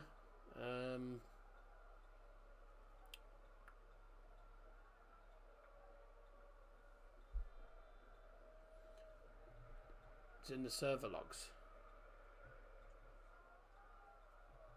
5 of the last 8 FA Trophy finals have finished 1-0, including the last 2 won by Bromley and Halifax, and that's the scoreline we still have at the moment, despite a much improved Solihull performance in this second half. Much better in the second half from the winning side.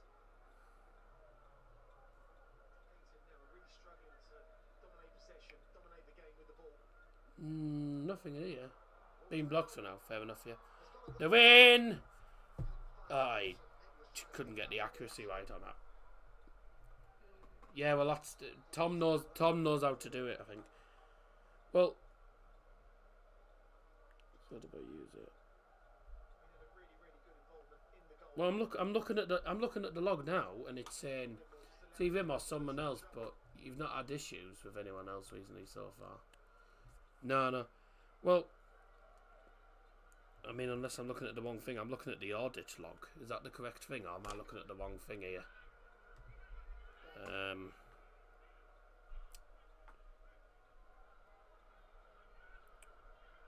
Let's have a look.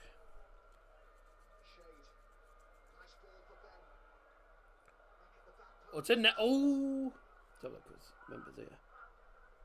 Seems to be activity on the Solihull bench. Warburton being ready for action, just taking on some final bits of information. Who's this guy? 7 games and a card problem. Who the hell's that? I don't recognise that guy. Then again, I don't recognise half the people that have joined the server these days. So.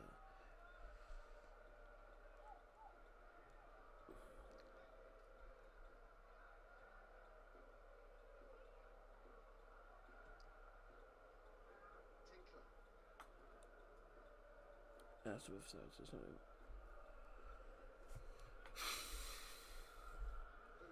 Well, keep an eye on it, mate. Keep an eye. Audit is different. Don't worry, it's been blocked by one of the server bots. But I don't know exactly how it works. Yeah, you're the one who put the bots on in the first place, though, mate. You know, there's a more sophisticated breach. I can't necessarily deal with it. Right.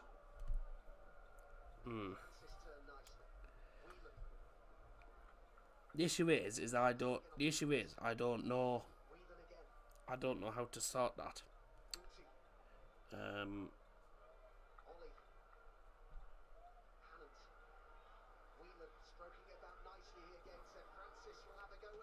Save, follow up.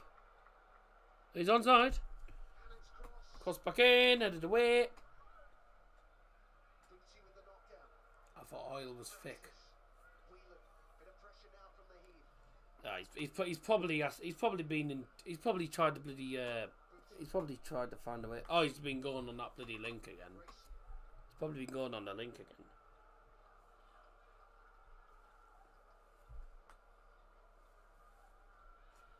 Well, he's definitely not in here, so that's fine for the moment. It's fine for the moment because he's not in here. Yes, because I banned him. I banned that WWE account. But like I say,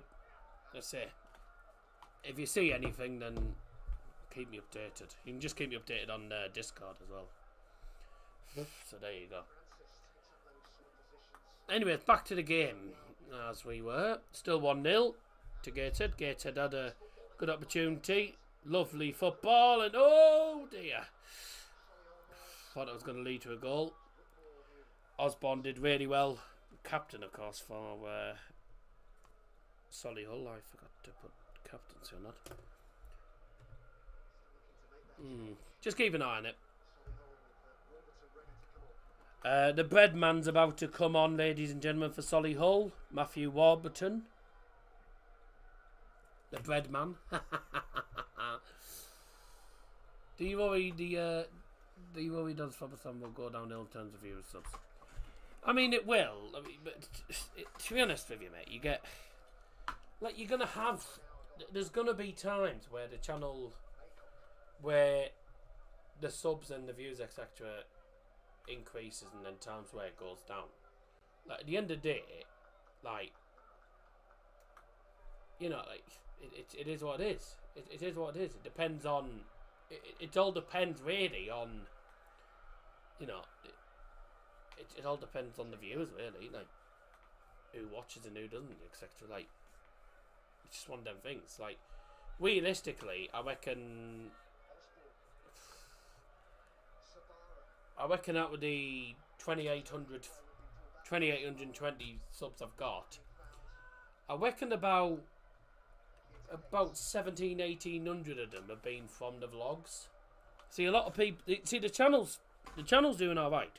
The streams aren't, but, you know, I don't want to stop streaming, because I actually do enjoy doing the streams, you know. And the streams has been a big part of the channel for a long time, really. But if I just kept doing vlogs all the time, I think I shot up in the subs. I think the streams is what sometimes knacks it up, but I don't really want to stop doing streams just to try and gain subscribers through the vlogs. Like, a lot of the subscribers will have been from the vlogs, but then obviously there's a lot of people, as well as the usual regulars, etc., that do watch the streams. So, sometimes the vlogs are a bit hit and miss. Like, you do sometimes have vlogs where you have vlogs where we have loads of people watching, and sometimes vlogs where we don't have a lot of where we don't get a lot of views. Like, and sometimes it depends on how the game is as well. Like, if it's been a really exciting game on the vlogs, then, you know, maybe it's done alright, maybe sometimes it doesn't. We will probably do better during the Euros. We are trying out some new graphics during the Euros. I'm just waiting for a sample from I'll ask for a sample from Harvey at some point. You know, there will be quite a lot during the Euros when I'm available. You better do Deutsch streams. I've got them all listed up. So fingers crossed I'll be available for all of them. But it will be majority of them will be England, Germany. But obviously, if I get chance, then I might fit in like the odd neutral one as well. You know, all these fancy graphics draw new people here.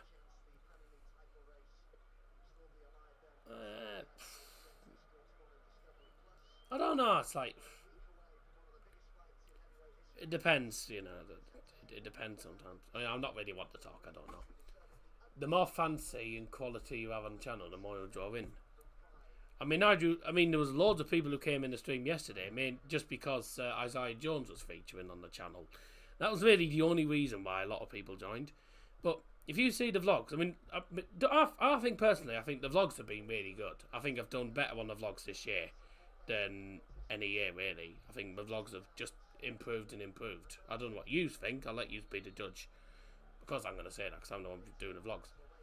But, you know, like, I've got a few neutral ones coming up anyway. We've got, like, the Cup Finals and we've got the Cup Finals coming up. We've got the Playoff Finals. Getting special guests on, like, a mini podcast live. Yeah, well, that was only a one-off. I'm only going to do this post-season review at the end of the season, aren't I? Like, you know, I'm not really a podcast channel, am I? So, you know, like, it's difficult to get a lot of special guests. So, like, it took me 7 years to get a Boa player on, you know. But it's not just the things, like the vlogs as well. Some of the vlogs have done okay and some of them haven't. Like the Norwich one, 700, Blackburn 500. But it's with the vlogs as well. It sometimes depends with the vlogs.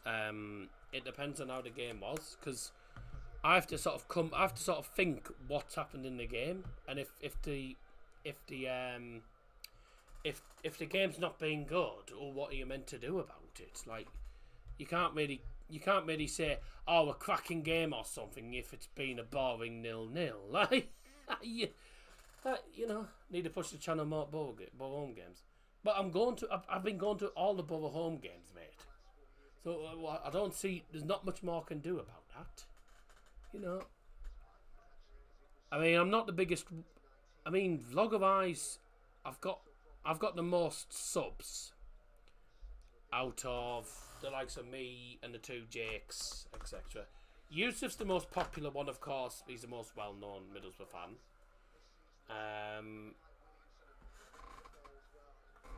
Tell the fans behind you and in front of you. Most people know who I am. Majority of people in that West Stand know who I am because that's where I sit. I mean, everyone knows I sit in the West Stand now, you know. I will say, I'm very impressed by the fact that the under-18s vlog has got nearly 700 views, by the way, which is good. Does Yusuf do his own vlogs? He used to, and then he gave up because he kept getting racial abuse and other personal reasons, which I won't go into. I know what it was, but I'm not going to go into it, obviously, because it's personal for him. Forest goal 1-1. Oh, great. I've got Chelsea to win. Really going well, that. I've got Chelsea to win. Brilliant. Yeah, he kept getting racially abused, and there was lots of trouble going on between him and some Borough fans. And I think he gave it up really on personal terms as well. So, yeah. He still features on the channel though, you know. And it's in! Mark Beck! It's Mark Beck for Solihull Moors. 1-1. Oh, I forgot that they made a sub as well that I forgot to mention as well.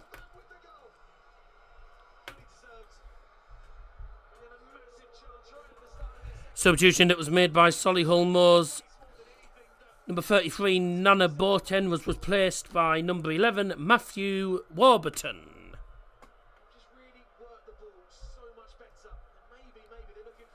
Goal for Solihull Moors.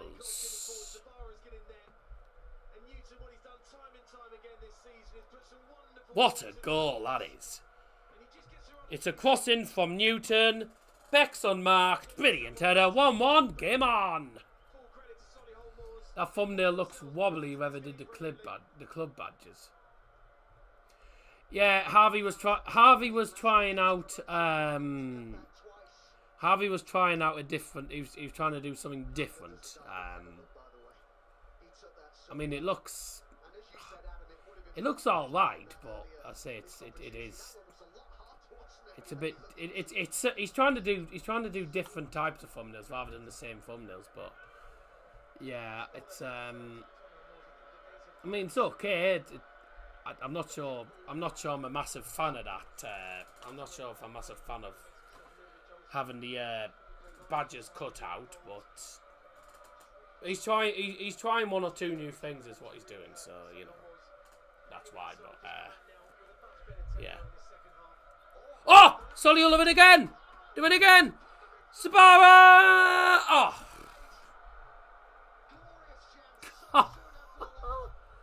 Can you add more of you travelling to and from the stadiums and even popping into loo? No, I'm not going to record myself going into the loo. I'm not stupid, mate. I don't tend to do a lot of recording outside the stadium. I do record me sort of walking towards the stadium. No, not before. I don't do all that. No. Add a bit of comedy to it. No, I'm not recording myself in the toilet, mate. That's just balmy now. Whoever records himself in the toilet is just a lunatic, I'm afraid. It won't happen, that's not happening. Post-match interviews will be good. Oh, yeah. Post-match interviews, yeah. Is it a car you go in then? It would take me over an hour to walk to the stadium. Especially with the rate of speed I walk. We go in the car normally, and it's about 10 minutes. About 10 minutes at least. Well, at least 10 minutes when you include the traffic as well. He should have scored that, Sabara. Dear me. I don't know how Sabara's not scored that. Post-match interviews was good. Yeah, but it's difficult to do that though these days. When, especially, I can't do them these days because as soon as we leave the stadium, we have to head straight to the the retail park where my mum picks us up because she's normally there waiting. So that's why I don't do it. That's why I gave up doing that anyway. I do the things before. I do it before the game, you know. And then I tend to end the stadium. I normally end the video in the stadium. When are you gonna?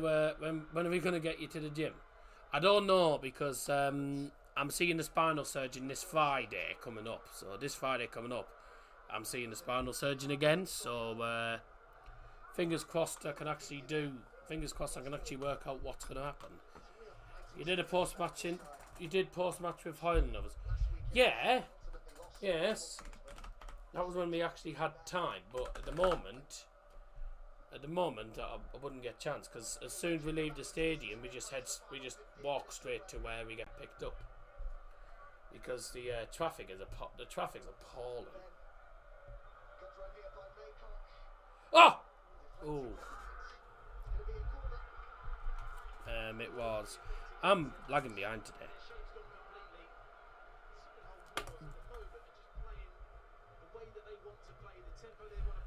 The goal scorer for Solihull Moors was number 9, Mark Beck. Let's hope the spinal surgeon works his magic. Otherwise, you might have to rename the channel to Dazzer Cannot Stand.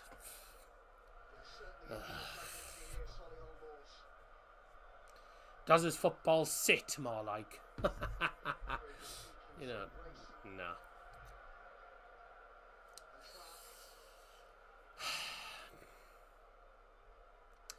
Right. In the box from Osborne's corner. Solihull Moors looking to get themselves into the lead now. They had a really good chance which they missed from Joe Sparrow. Yes, right. I'm saying nothing about that.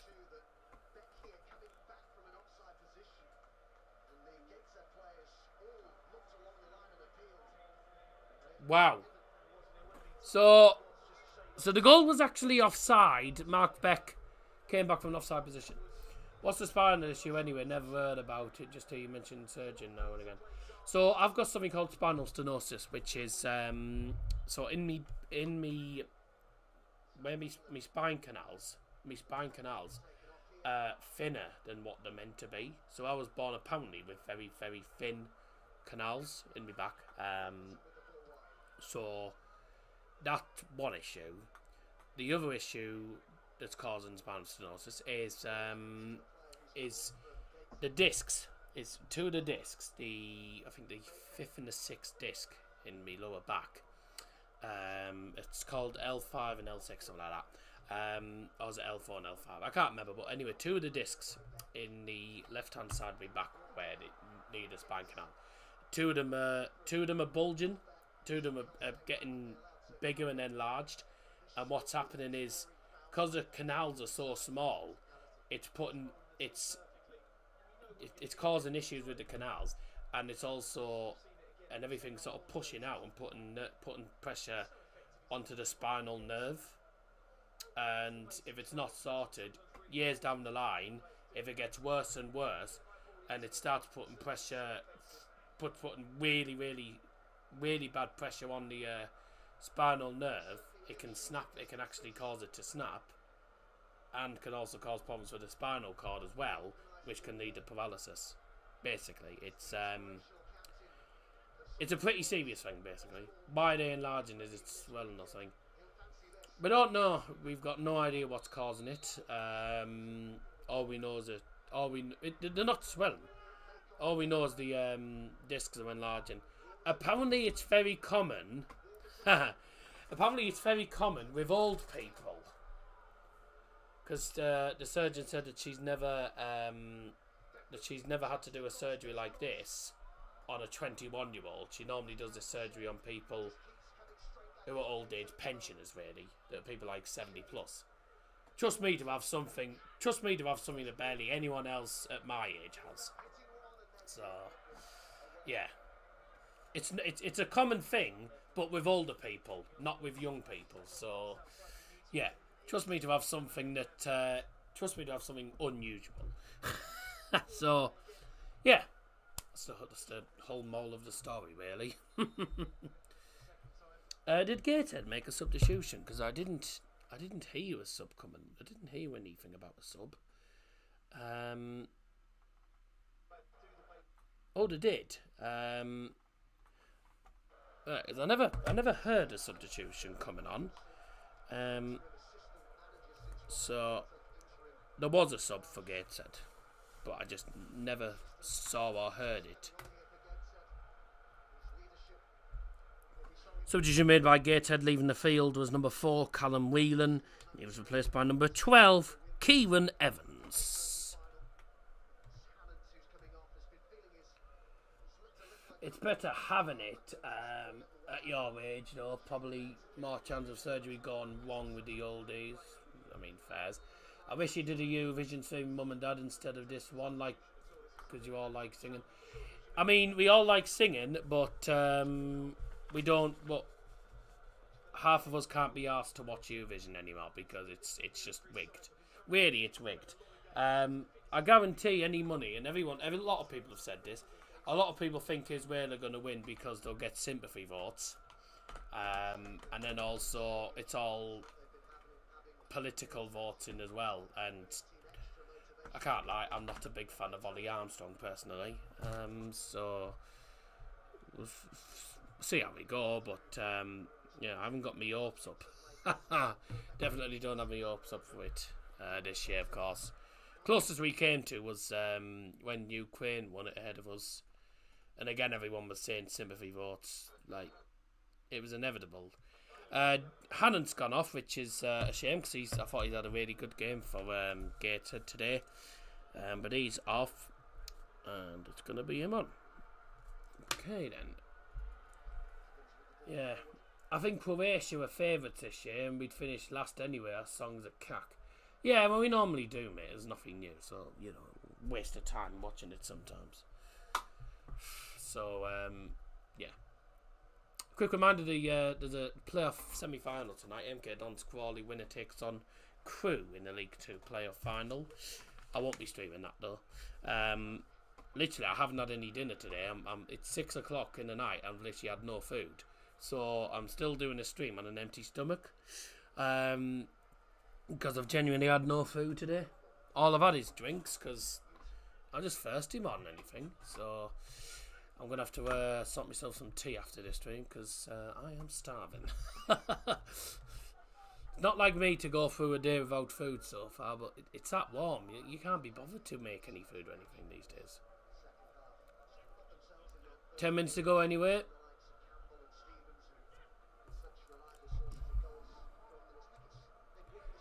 Substitution made by Gateshead. Leaving the field was number 19, Luke Hannant.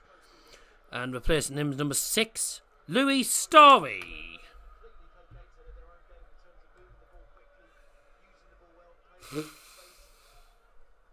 I've got the fan on down there, and I'm still roasting. It shows you how warm and humid it is today. I mean, it's 22 degrees here, which is very annoying. What Liam sent me. Oh, no.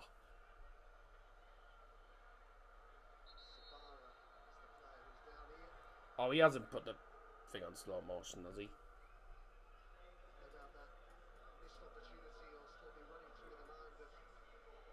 Okay, that's not worked, has it? Has he put the goals on slow mo?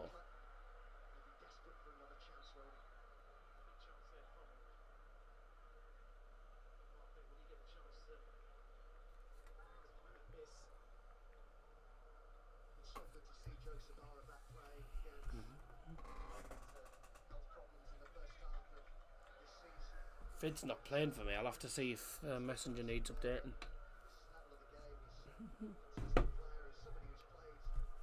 Been a decent second half. Some good chances for both teams, but nothing in it. We're heading to extra time as things stand. Oh dear, I've got 19 things that need updating. Oh dear. Ball in and bye.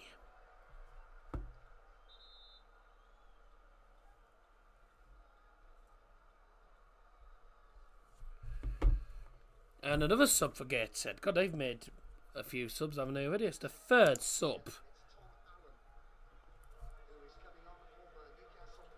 That's another sub. Substitution for Gateshead. Leaving the field is number 5, Kenton Richardson. And coming on the field is number 7, Thomas David Allen.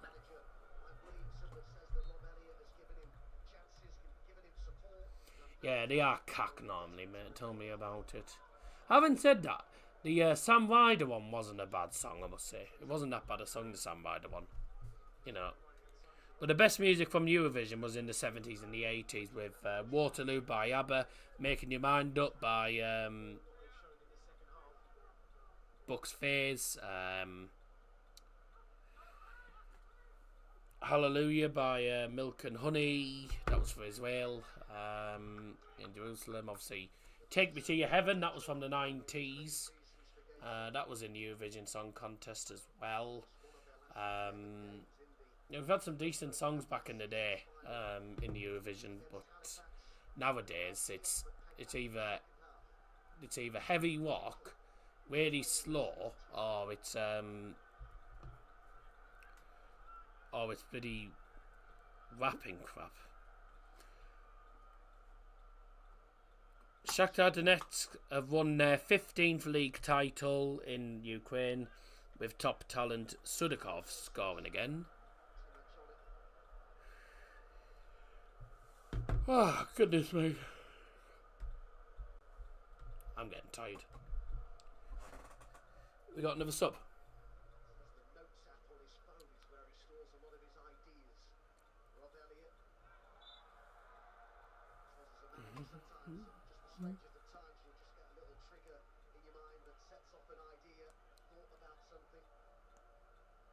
Woof. He was late. That's a definite foul. He came in there.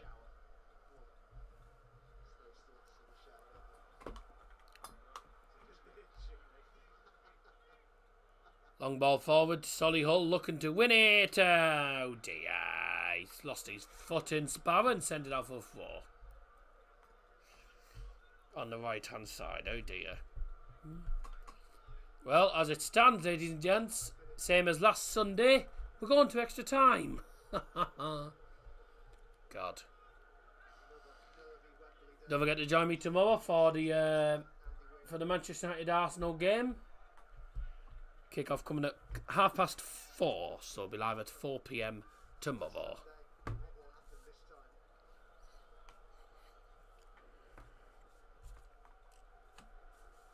Three subs made by Gateshead, only one made by Solihull Moors. Is he going to bring on Labadie at any point? And Richard Steeman as well, experienced defender, of course, from Derby County, we all know. He used to play for Derby County, Richard Steeman. Good player as well. Back in the day. Very experienced centre-back. So if you just tuned in, we are into the final 4 minutes. We have added time, of course, as well.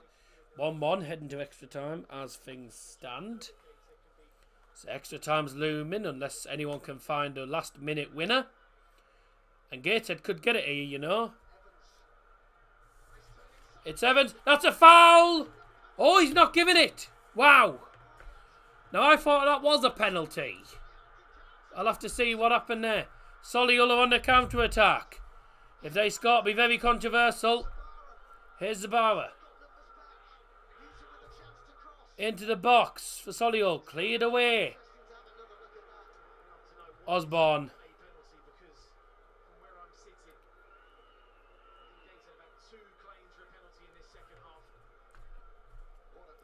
Whoa. 2 big calls from Sam Allison, given no pens twice for Gateshead in this game. One of them was a definite pen. For me, I thought that was a pen. But you'll have to see the replay, of course. I think the referee's had a bit of a shocker there, because I think that was a pen. See you later. Oh, okay then. Getting tasty now. It's going to get tasty. It's going to be end-to-end stuff now. And he said end-to-end content for some reason. It's going to be end-to-end. It's going to be very open now, isn't it? Both teams are going to go for it. Rob Elliott not exactly chuffed. He was talking to the 4th official.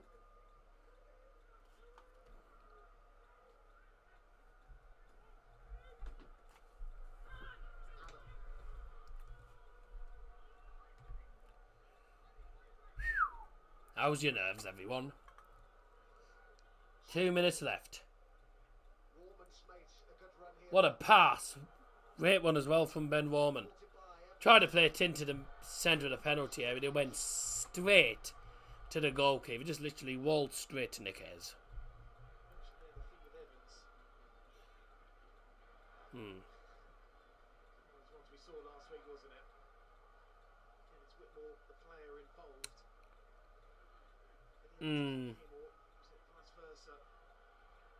For me, I think Evans has actually kicked the Solihull Moore player's leg. I think it was who was it?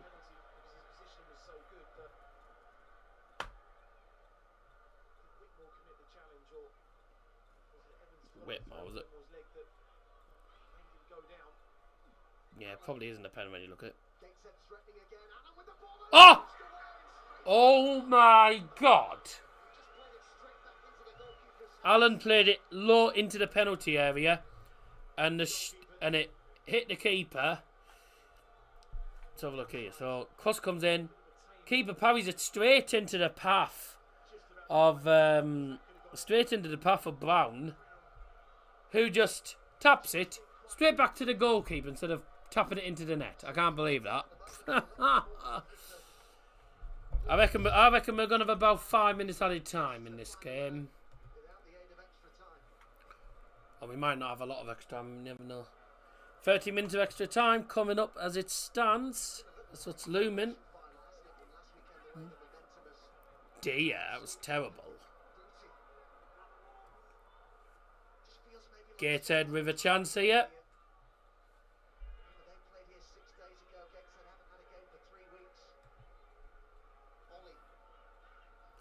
The added time brought to you by Double Johnson is 6 minutes.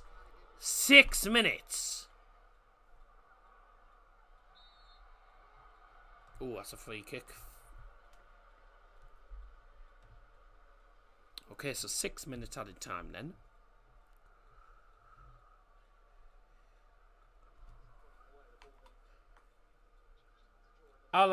Al Hilal become the Saudi champions for the 19th time in their history. 68th title, 19 league titles for Al Hilal after a fantastic season with the club.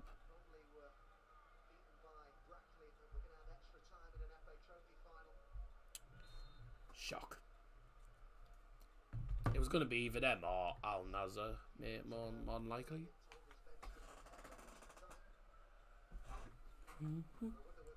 Extra time's going to come at this rate.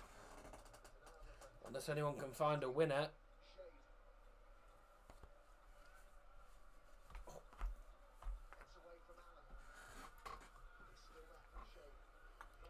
Go on, hit that, Osborne. Oh!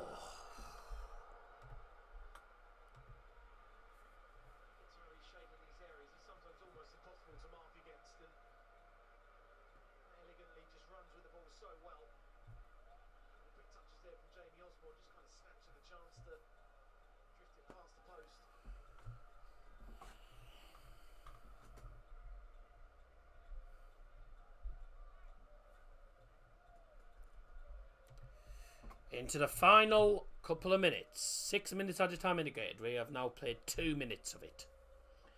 Goal kick to be taken by Montgomery, who's made some really important saves in the second half for Gateshead.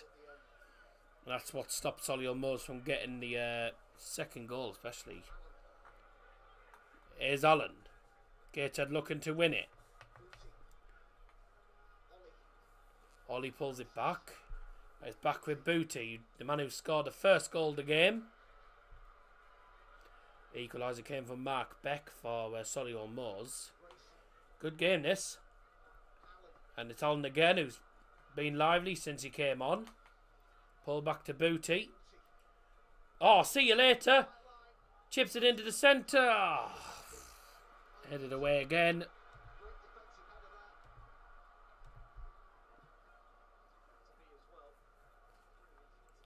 Grayson now.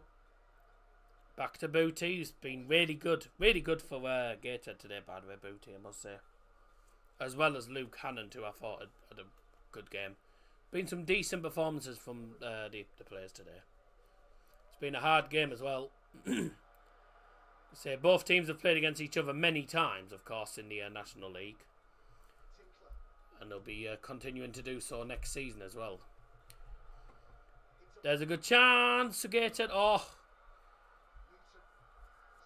Can Solihull get it away? That's a foul, surely. No, not given. Sparrow plays it back. And Solihull going to try and get out of the own half at the minute. Massive high press from... there's a massive press from Gateshead, isn't there? Gateshead win the ball back. It's in the own half at the moment. Greg Ollie, the captain, playing it back again.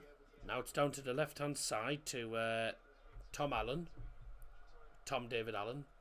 Tom Allen. He's not bald, but he's called Thomas Allen. Here's Booty.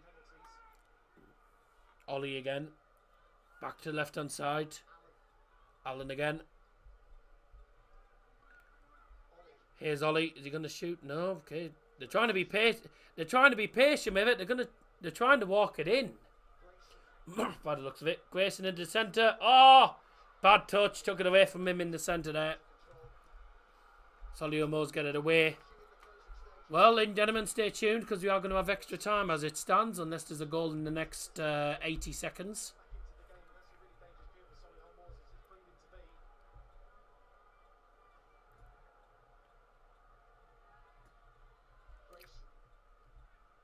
Okay. Booty.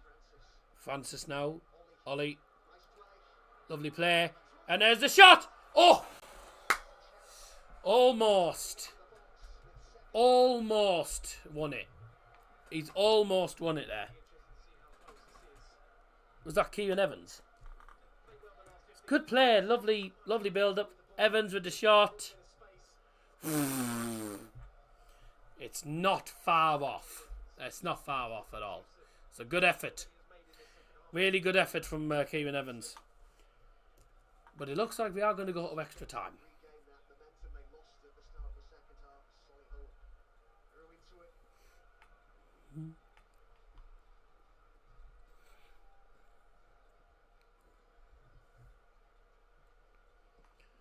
Long kick from the goalkeeper Nick Hayes for Solihull. Headed forward. Oh! It just didn't fall for Barrett. James Montgomery, most likely, he's going to have the last kick of the game. And that is it. Good game. Good game. We're going to extra time, ladies and gentlemen. Good game. Well played to all the lads there. Tough, difficult game in difficult conditions, really, because... You know, it's scorching over there, apparently. About 23, 24 degrees over there. So, very, very warm at Wembley Stadium. So, hot conditions. Decent game. I think everyone's had their part to play and has played well. Both keepers, I think, have made some really good saves. And I will say as well, I think Luke Hannon, who went off in the second half, he's had a really good game for Gateshead. Greg Ollie has led the team really well. Another player, I think, for Gateshead who's had a really good game, Regan Booty, obviously got the first goal, but I think he's been immense. I think he's had a cracking game. I will say Tom Allen, when he came on, has been lively. I think he's done well. For Solihull, though, Nick Hayes pulled off one or two decent saves. He hasn't had too much to do, though, to be honest with you. A lot of the Gateshead shots have been misfired. Joe Sparrow having a decent game as well. Got the almost got an assist, but the shot in the end was well saved by the keeper. Mark Beck scoring a really, really good goal. I will say Matthew Warburton, I think, has been very good since he came on the field as well. And I will also say, I think, who else am I going to say? I'm going to say Joe Newton as well, potential man of the match for Solihull as well, because I think he's been magnificent. So, been some good performances out there, and we're not finished yet because we've got 30 minutes of extra time. The 2024 FA Trophy final is going to be decided by either extra time or a penalty shootout. Of course, for those who don't know how this works, and if you don't know, then okay, majority of people will know, but just to reiterate for anyone who doesn't, of course we have 15 minutes in the first half. Then if there's any added time, that'll be added on. Then we'll have a quick break, and then there'll be second half extra times, another 15 minutes plus added time. And then if it's still a draw at the end of the second half, we will go to a penalty shootout to decide who wins the FA Trophy. So I couldn't really explain it any more than that. Just to let you know, latest score in the Premier League at the moment, in the game between Nottingham Forest and Chelsea's currently 1-1 there, just about to head into half time there. Nottingham Forest 1-1 against Chelsea. Chelsea goal from Mikhailo Mudryk, would be him, wouldn't it? And the equaliser came from Willy Bolly. That must have came from a corner, because he doesn't normally score unless it's from corners. And Forest have been battering Chelsea. Goodness me. Real Madrid leader. Mainz are 3-0 up against Borussia Dortmund. Oh dear. And that's bad news as well, because that means that Köln will be relegated, I think, today as well. Will Köln be relegated today? Let's have a look, actually. Köln could be relegated. I'm not 100% sure whether they will be or not. Yes, there will be. Unless, of course, they win the final game. The best they can do now, Köln, is get into the relegation playoff bit and send Union Berlin down, which is going to be interesting, because Union Berlin are taking on Freiburg at home, and Freiburg are trying to keep hold of their European spot at the moment in the last game of the season, whilst FC Köln are taking on Heidenheim, who are also looking to get into the European spot. So yeah, Dortmund are getting beat 3-0. Lovely. Bologna winning 2-0. Real Madrid winning. So my bet's going okay at the moment. I've got a whatever it's called, a sevenfold. Real Madrid have just made it 2-0. So far so good at the moment. And the other bet builders are doing decent. So happy days. Right then, time for the first half of extra time. We are going to have a substitution before we get on with it, and it is going to be for Solihull Moors.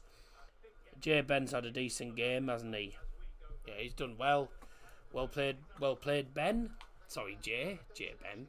And who's replacing him in the first period? Who's going to replace him then? It's going to be, I think that's Benton, if anything. Well, have a look in the moment. Extra time is now underway. I think it's either Benton or Howell. I'm not sure who it actually is. I've just knocked the mic.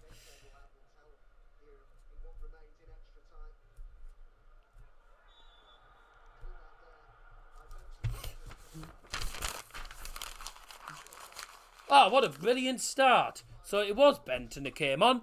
He's just got booked after literally 28 seconds. What a great start. What a brilliant start. Yeah, he just pulls him back. It is cynical. It's daft, really. Yellow card, and he's only been on, 30 seconds? What a cracking start. Substitution for Solihull Moors at the start of extra time. Leaving the field is number 20, Jay Ben. And he's replaced by number 18, John Benton. Thanks those that are tuned in tonight. Thank you very much. Hope you're all enjoying the stream, and hope you're all enjoying the lovely weather. Actually, I mean, I like it. I like it when the weather's nice, but it does get sometimes too hot for me. Sometimes it's too hot for me. You know.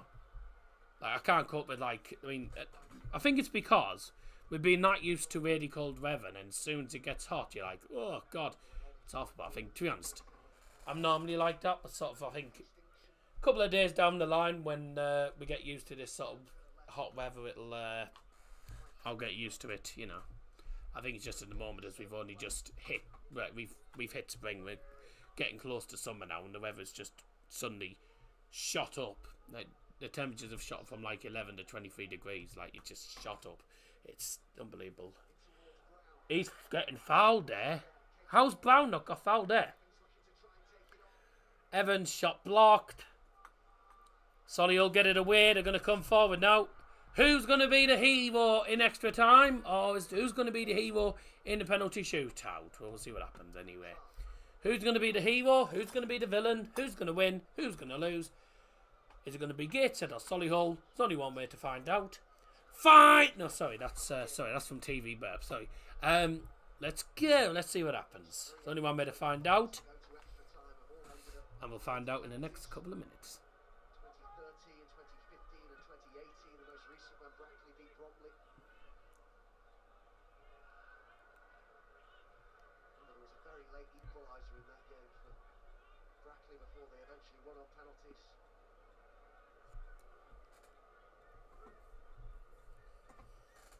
Labadie. On the wing side.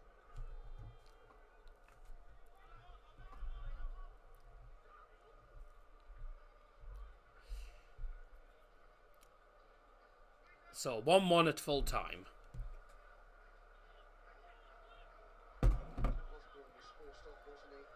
I didn't even say my prediction. What an idiot! I forgot to say what my prediction was for this game. My prediction was 3-1 to Solihull. I just think Solihull were going to win it, but obviously I can't really say that now, can I? You know, it was originally 3-1. Had a goal has got it. You know, he was good odds as well to bloody score. He was something like 6-1 or something to score. Ugh. That's so annoying. Oh, the win! Gateshead, what a save! What a save by Nick Hayes. I told you, both keepers have been making some really good saves in this game. That was an important save. He got through so easily, though. And it needed saving. And it did get saved. It was brilliant. Did Joselu score? Joselu had a shot on target. Good. I need Joselu to score assist. He hasn't done that. So I need Joselu to do something. Ball in, too heavy. Modric with a shot on target would be good. Joselu to score or assist. I need Sells to make 2 saves. How many shots have Chelsea had on target? They've only had 2 shots on target. One of them was the goal, of course. So, yeah, get another shot on target saved, and that would be brilliant. Sells makes another save. Palmer gets a goal, and happy days.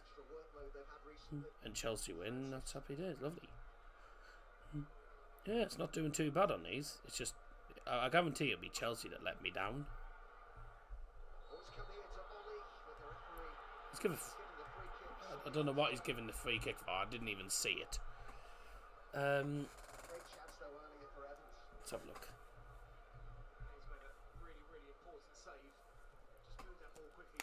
See, that was the pass through. Evans in behind.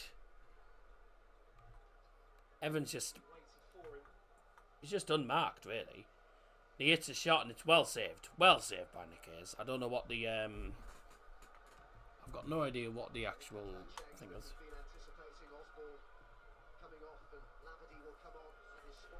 I thought Labadie would come on. I thought Labadie would come on at some point.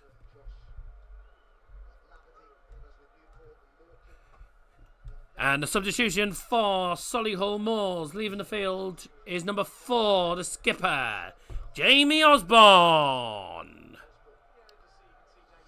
And coming on the field is number 17, Joss Labadie. Lovely, right. Thank you very much. So, Jamie Osborne heading off, the captain. I don't know who he gave the captain's armband to. I'll have to see if I can spot. Who's he giving the Who did he give the captain's armband to actually on his way off? He took it off. I know he took it off. He gave it. Who did he give it to?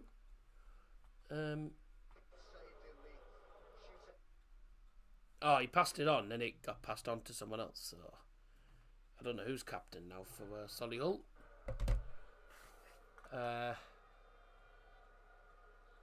Who's wearing the armband? I can't work it out. I'll try and work. I'll probably figure it out, and I'll figure it out shortly. Who's wearing the armband? So Gateshead, and this is the second year on the bounce that have actually been in the FA Trophy final. Could it be 2 years on the bounce where they don't win it, or are they going to finally win it this time? We're going to find out. What a pass! The ball, Brown controls it. No, he doesn't. Oh! That was a shocking challenge from Ollie, and that's him now on the yellow card.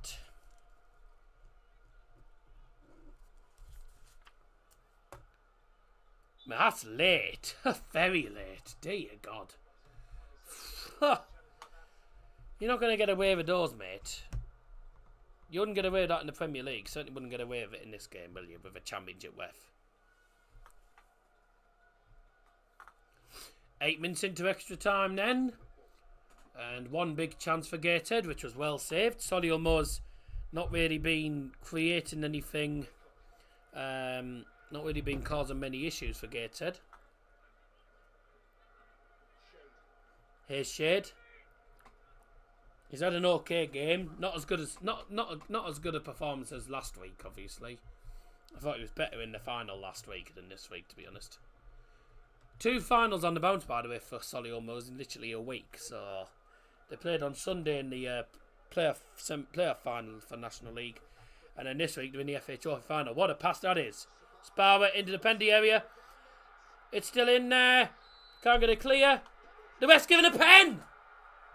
The ball's just been kicked in the net as well, but the ref's given a penalty. He gave the pen before the ball got kicked in the net. I don't even know what happened.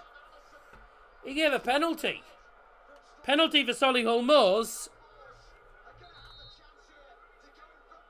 I didn't see how that was a penalty. It's a penalty, and it's against... He's given it against Louis Story, who came on as a sub. He's given him a yellow card as well. I didn't actually see what happened. I thought the 2 players just collided. Just thought like they both clattered together or something like that. I've no idea what happened. It's a penalty for Solihull. So the ball's played forward. He is onside. Sabawa's onside. Yeah, Sabawa's onside. Plays into the middle. Beck's been fouled. And then... Yeah, he's given it... Yeah. I'll see what he's done. So the foul... So the penalty's been given for foul on Mark Beck. The first foul, not the second foul. So Mark Beck with the responsibility. Penalty for Solihull Moors to give them the lead. Left-footed pen. It's in!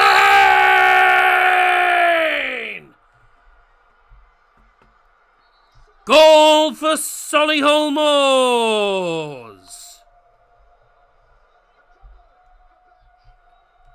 Mark Beck with the penalty. Smashes it in. The keeper goes the right way. There's too much power on it. It's right in the corner. Brilliant penalty. 2-1. And it's Mark Beck again. Mark Beck won the penalty. And he scores the penalty. 2-1 to Solihull Moors. So it's left-footed pen. Too much power on it. There's too much power. It's a cracking pen. It really is a great pen. Bang. Keeper doesn't stand a chance. It's a great pen. It really is a great penalty. 2-1 to Solihull Moors. And Mark Goldbridge probably going wild. Goldbridge will be going wild. Wow. Gateshead need to respond. Goal scorer for Solihull Moors. Number 9. Mark Beck.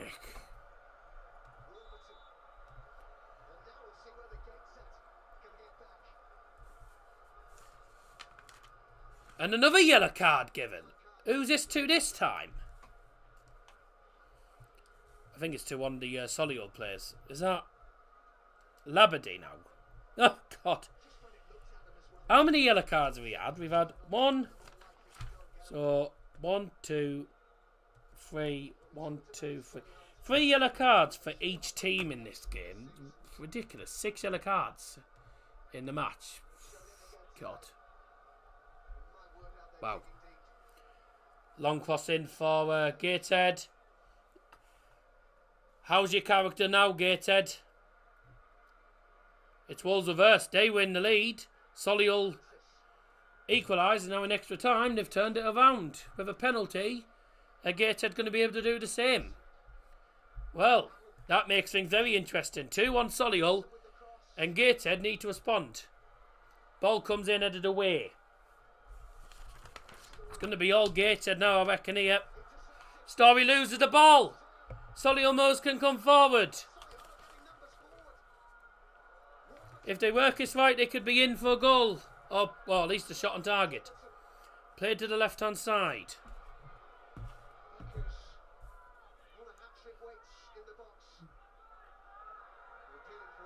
Offside, and the flag does go up. Any free live streams? No, it's only on TNT, mate. Toonami, are you a Heat fan at all, or are you just Newcastle? Because I reckon there'll be a few Newcastle fans watching this as well. Because obviously, us Stories. Yeah, we know Story got booked. He got booked for the penalty, didn't he?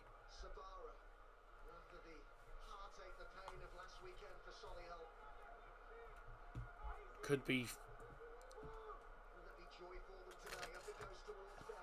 from heartache to ecstasy potentially for Solihull today. Newcastle, but Gateshead close to home, so rooting for them. Yeah, fair enough. Fairs, mate. I'm not too far away from you, actually. I'm only like about 50 minutes south of you, if you can work it out. If you can work out where I am, I'm 50 minutes south of you, basically. It's in. Oh.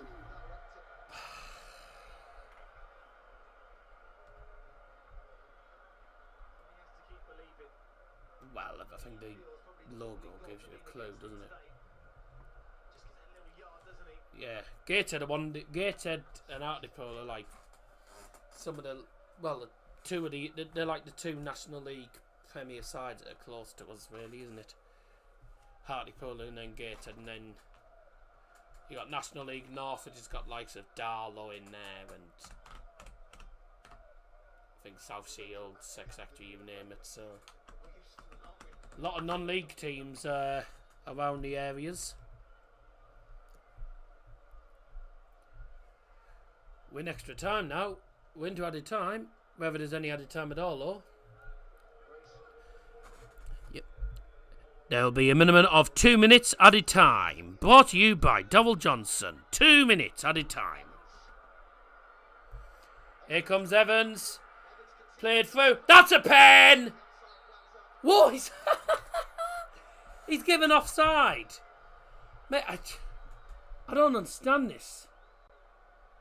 How can you not give a pen? Let's actually see if he's onside. He is just offside. He is just offside. That is marginal. That is a brilliant call from the liners. That is a very, very tight call. Oh, we are going to have a sub. Why don't you just wait till half time, lads, to make the sub?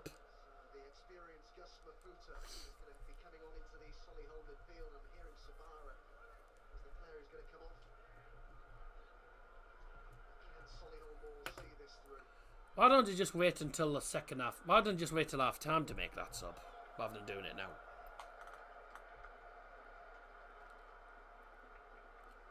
Form for Solihull.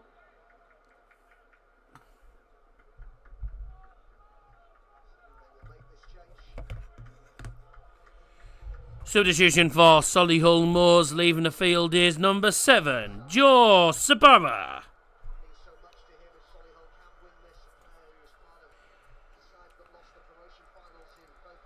And coming onto the field is number 12, Gus Mafuta.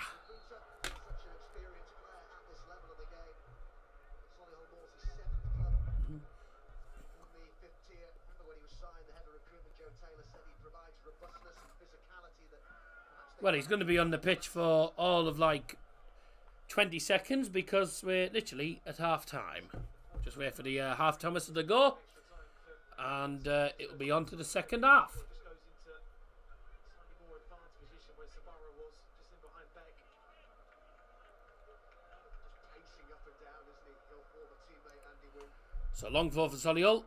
Headed away. Just all eyes on Sam Alson in a minute. His players those 2 days off to the promotion final defeat. Can they go on and win this for him now? Okay, the referee's blown for half time. It's half time in extra time, and it's Gateshead 1, Solihull Moors 2. Penalty scored by Mark Beck. I mean, there was a foul on Mark Beck, to be honest. It was definitely a pen. So the foul on Mark Beck and the pen taken by Mark Beck brilliantly. 2-1 to Solihull Moors. They are 15 minutes away from their first ever FA Trophy victory.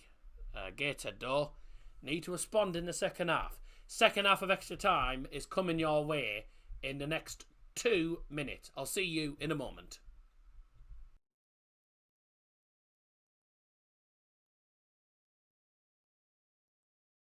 Can you see?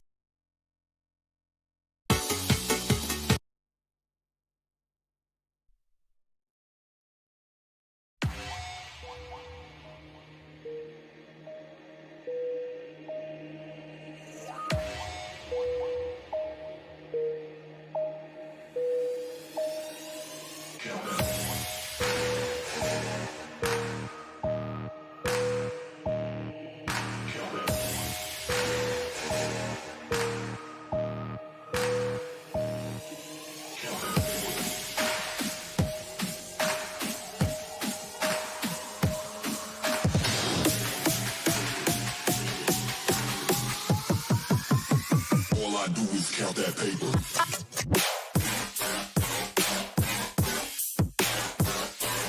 All I do is count that.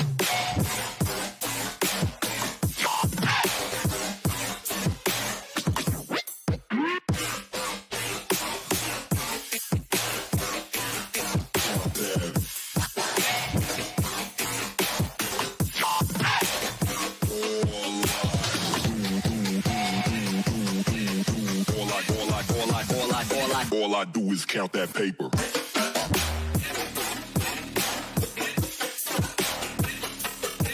I do is count.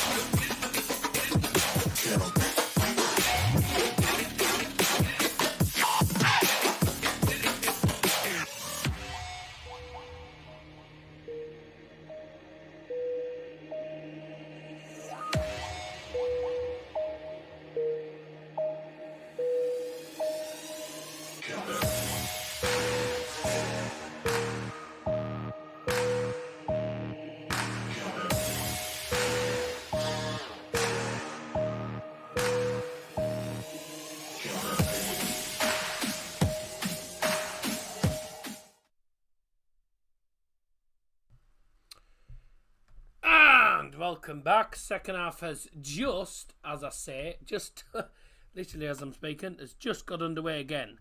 So let's see how the second half goes. And again, best of luck to both teams for the second half of extra time. Let's see what happens here then. So, Solihull have the lead after the first 15 minutes of extra time. Can Gateshead respond and get themselves an equaliser in this second half? Oh, excuse me. Terribly sorry. All I've had today is stuff to drink. All I've had is drinks. I've literally had no food today. Very unusual for me to go. I've been up since 9 o'clock. So it's very unusual for me to be up at 9 o'clock, get to nearly 7 o'clock and not have any food. Very unusual for me. I'll have to have some food. I've got to have some food. It's because it's so warm. When it's so warm, all you want to do is just have a drink. That's all you want to do is just drink. Just have some drinks. That's about it. Literally, like, that's all you want to do is just drink. Drink and relax, really. You know, or in my case, get washed off my feet doing everything at the minute. So, yeah, I'm very busy. Gateshead with the ball then. Hope you're all enjoying the weather, of course. I'm sure there'll be a lot of people that are probably watching that might be going out for barbecue or something tonight. It's in there. Gateshead nearly scored. I was hoping to say Gateshead have scored, but they nearly scored instead. It was, in the end, chipped over the bar. Rob Elliott not looking chuffed there. And it was Brown who just... He tried to lob it in. He just lobbed it over in the end.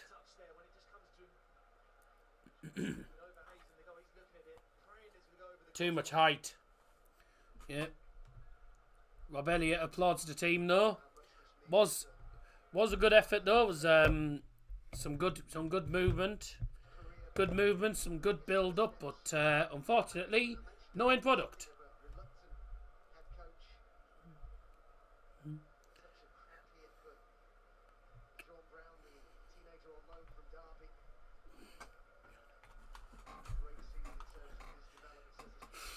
Can the Geordies hit back? Going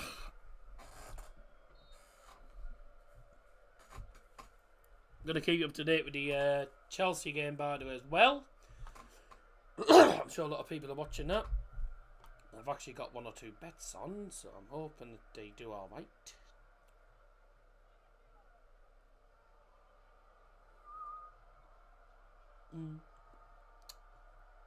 Oh, come on, Madrid. I need Luka Modric and Joselu to actually do something. So 3-0 for Real Madrid.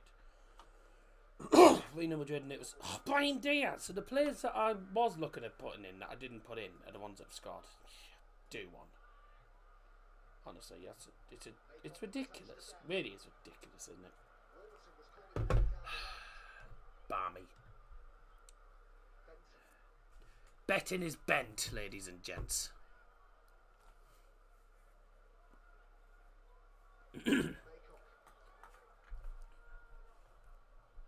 Lovely player. Here's Beck. Oh!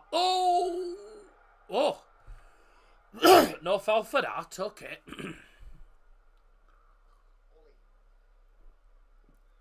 Cheers, everyone.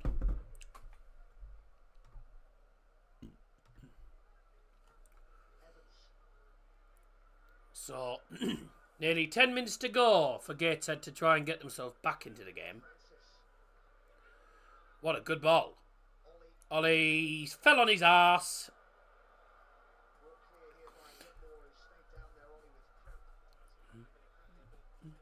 Everyone's getting cramp at a minute. Gateshead have the ball back again, this time in the 1.5. There's a lot of tired legs. I've just seen Callum Maycock sort of trying to stretch off there. He's struggling.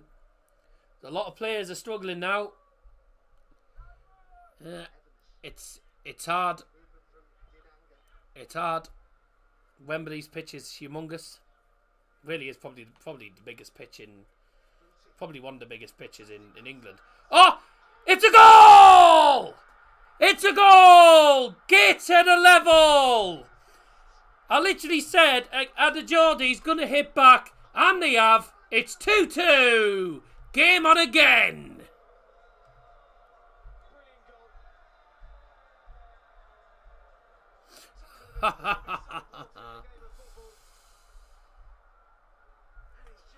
There's a good ball into the penalty area. Allen managed to play it across the face of goal. Straight to Brown. So it's a good ball in. Kicked on. And it's the man himself, Dazzer Brown, with the goal. And it's 2-2. I'm not 100% sure whether it's pronounced Dazzer Brown, but I think that's what it's pronounced. 2-2, game on. The goal scorer for Gateshead, number 14, Dazzer Brown.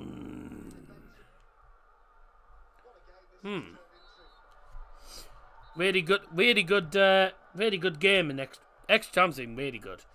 Nice. Good. Dazzer Brown, I think that is his name.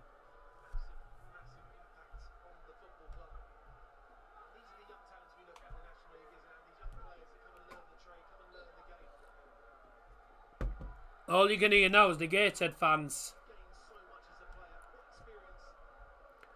Footy legend, thanks for joining. No. Been a really good game. Extra time's been very entertaining, to be honest. Is anyone going to find a winner? Oh, Gateshead win again. Oh, never mind. Good defending. And Heat fans aren't happy. The ref's giving a free kick to Solihull, right on the edge of their own penalty area. Yeah, it was a foul, that. To be honest, I don't know what he's moaning about. Solihull with the ball then. Can anyone find a winning goal within the next 8 minutes? We'll soon find out.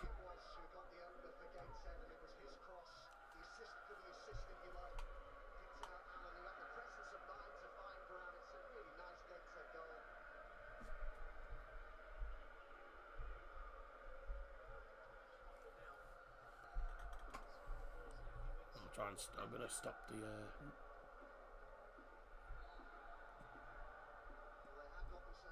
lady absolute.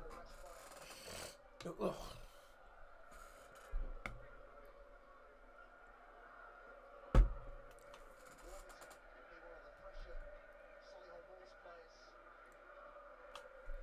There's some tired legs out there now, I must say. It's hard being on that Wembley pitch. Can't say I've ever done it myself, unfortunately. Imagine if that ever happened. But, yeah.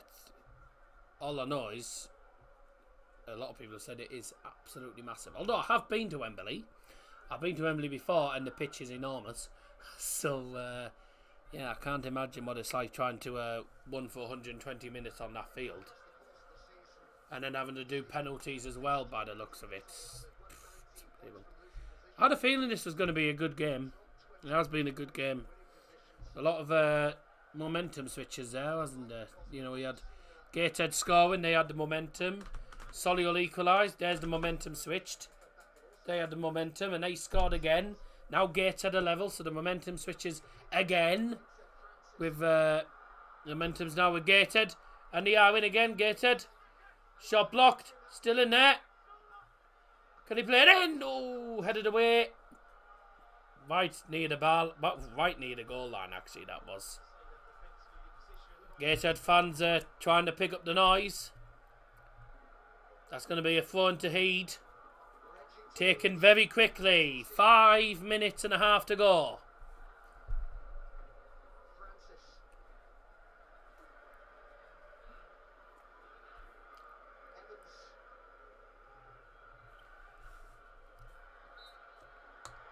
Ref's given a free kick. Wow.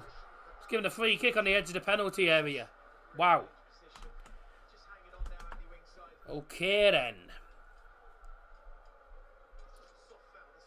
I mean, that's soft as hell, that really is. I think he goes down easily. He goes down easily. For me, it's just, I think that's just very soft. Very, very soft. Well, free kick for Gateshead. Edward Francis stood over this. Nick Hayes is shouting to his team that he wants a 4-man wall. Edward Francis over this, potentially with a left footer. And who's that alongside him? Who's that alongside him? Who's that alongside him? Is that Booty? Right, to the free kick. It is going to be Edward Francis.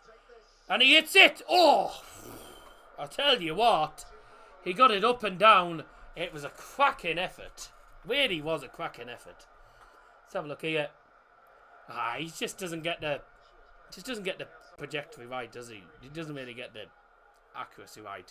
He gets it up and down. It's curling up and down over the ball. But it's nah. On the replay, it's about that far away from the actual goal.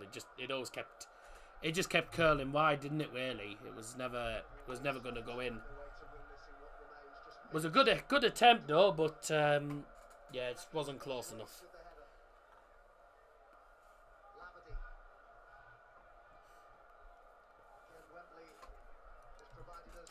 Thanks those that have tuned in today. Thank you very much.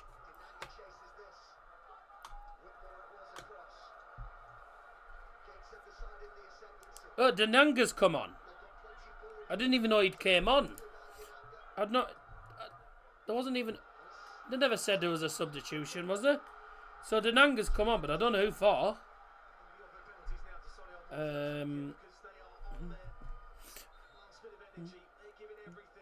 So Dananga came on, but who came on?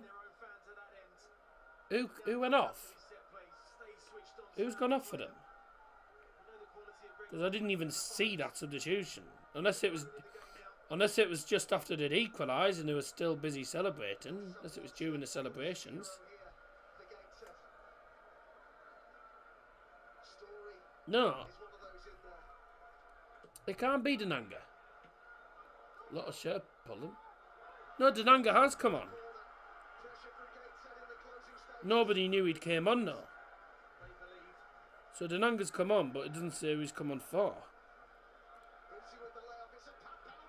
Oh!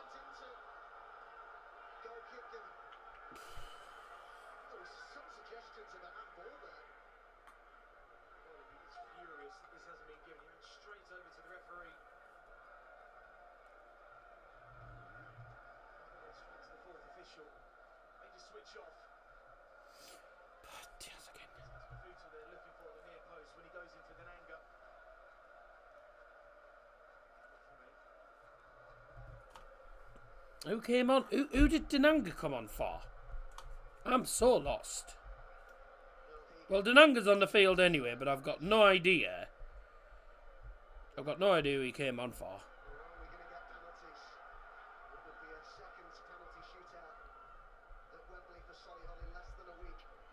There's nothing saying, nothing about who he came on for. I don't think anyone's known that. Well, anyway, Dananga's on the field, but there was nothing saying who he actually came on for, so... yeah. The 13 people, there we go, getting people in now. I reckon it's because we're going to be heading to penalty shootout, so thanks everyone for joining us. 1 minute to go, and then we're heading to the penalties. Between Solihull and the Heat. The Moors against the Heat. The Solihull Moors lost on penalties last week. But they're coming forward here, Solihull. It's Matthew Warburton to the left-hand side. Joe Newton swings it in. There's a lot of pulling in the penalty area. How much of Mark Beck's shirt do you want, Joe Grayson? If you want his shirt, get it after the game. God, I've never seen so much shirt pulling in my life. That was ridiculous. Really ridiculous.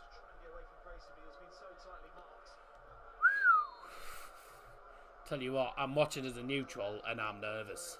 I'm nervous and I'm watching as a neutral. I dread to think how nervous the actual fans are in the stadium. How much added time is there going to be? 1. The added time brought to you by Double Johnson is 1 minute added time. 1 minute of added time. Thank you very much indeed. Rightio, let's carry on then. And let's see what happens. Is anything going to happen in this final minute, or are we going to go to penalties? It has been a really good battle. Really good battle. Well played to both of these teams. Oh! Solihull could win it here. Oh! Lousy. That was a lousy shot. Got no power behind it. That's probably the last chance of the game as well. We're going to be going to penalties.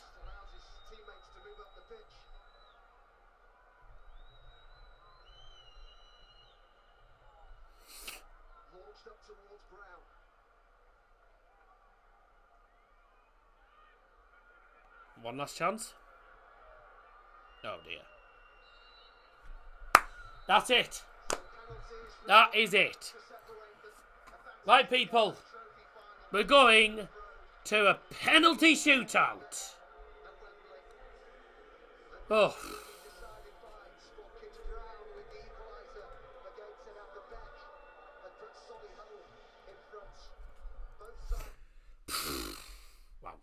So, literally, for the second week on the bounce, Solihull are at Wembley and they've gone to penalties again.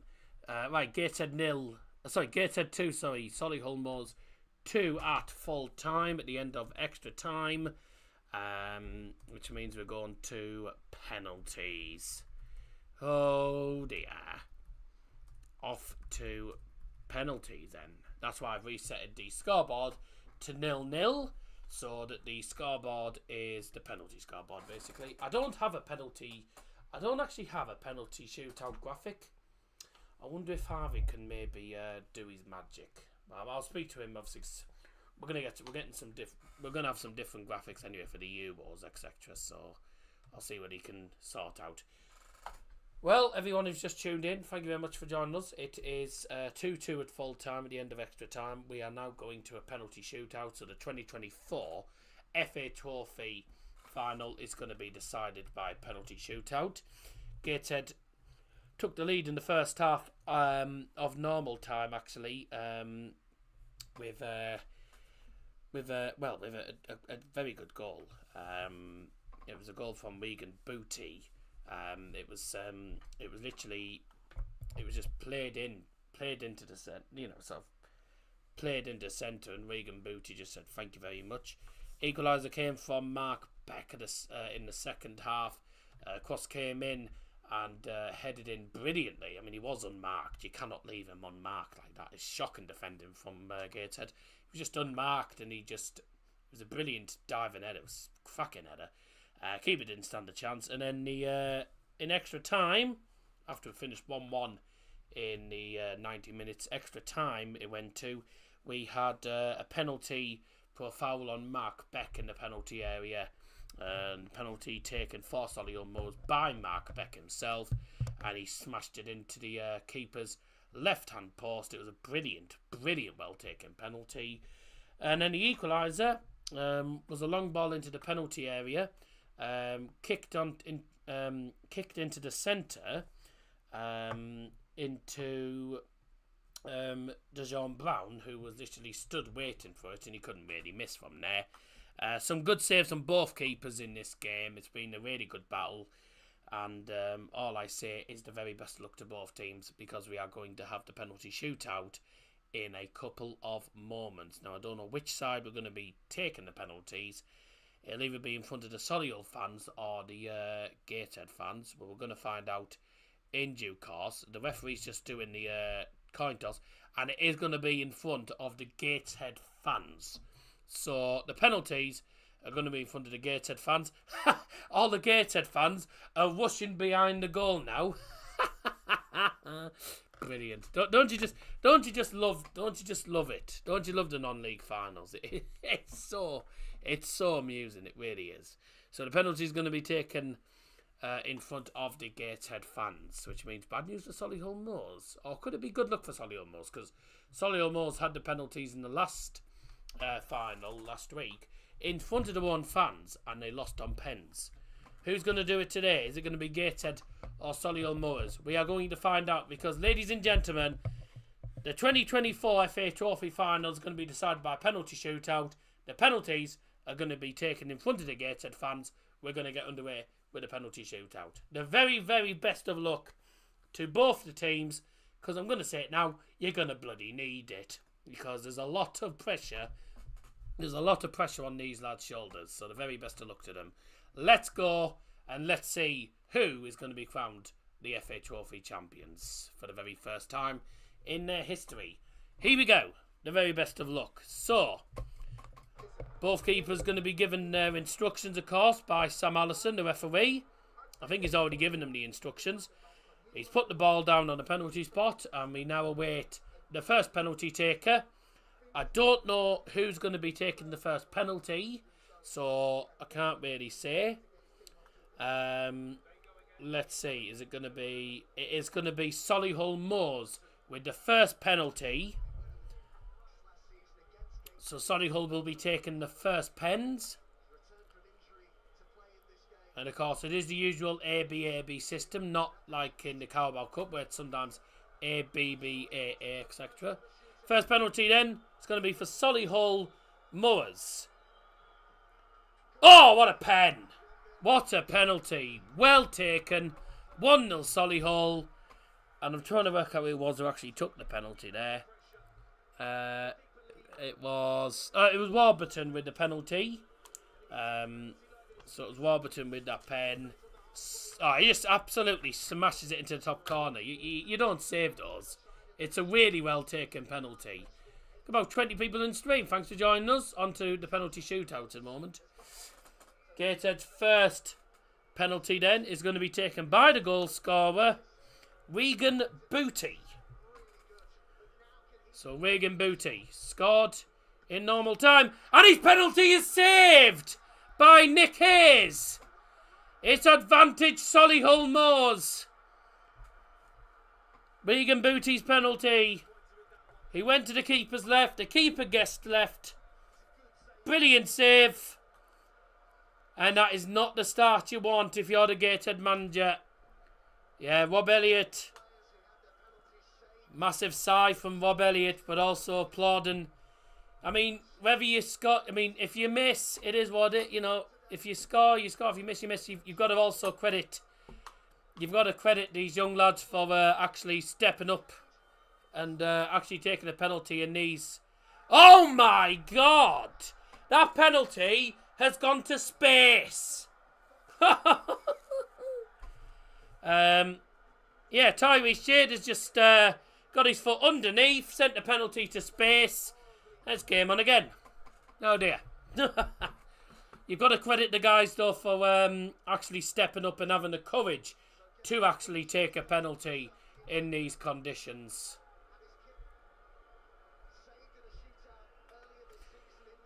Second penalty for Gateshead's going to be taken by Dinanga. Oh, it's a great pen. Sends the keeper the wrong way into the bottom corner. That is brilliant. That is a really, really well taken penalty. Welcome to Johnny in the chat. Thank you very much for joining us. What a great pen. Left footed. Bang. There you go. Smashed into the bottom corner. You don't save those. He went the wrong way anyway. So, but even if he'd gone the right way, I don't think he'd have saved it because he's hitting with so much power. You know, he's really smashed that. It's a really good penalty into the bottom corner. Thanks everyone who's joined. 30 odd in. There we go. Next penalty for Solihull Moors. It's saved by the Gateshead keeper. It's saved by James Montgomery. Is it going to be more heartache for Solihull Moors? Again, it's advantage Gateshead if they score this pen. That's a terrible pen. Oh my God. It's so central. It's a lousy pen, I'm afraid. It's Francis for Gateshead with their next penalty. It's saved. Oh my word.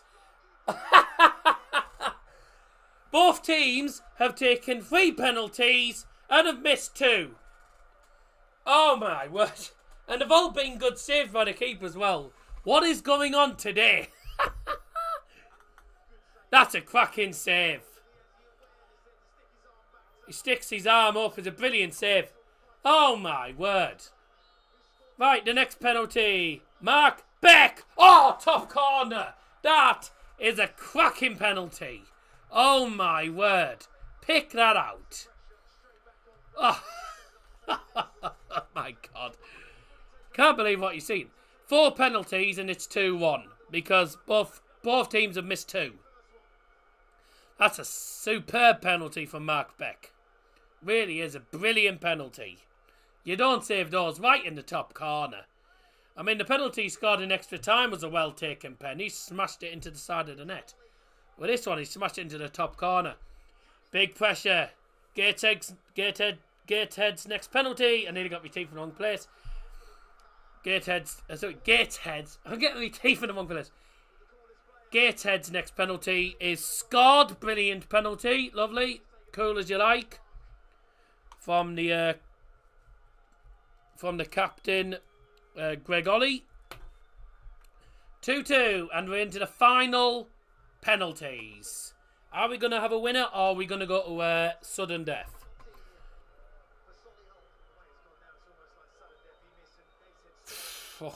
Next penalty then for Solihull Moors. is going to be taken by Joe Newton. Oh, my word. Oh, that is unlucky for the keeper. Really, really unfortunate. Oh, my word. Oh, mate, how close can you get to saving that? He gets a big hand onto it, and it just goes into the top of the net. Everyone thought he saved it, and it just went in the top of the net. That's so unfortunate. Pressure. It's pressure. Pressure now. It's Louis Story for Gateshead, and it's in. It's 3-3. Ladies and gentlemen, we're off to sudden death.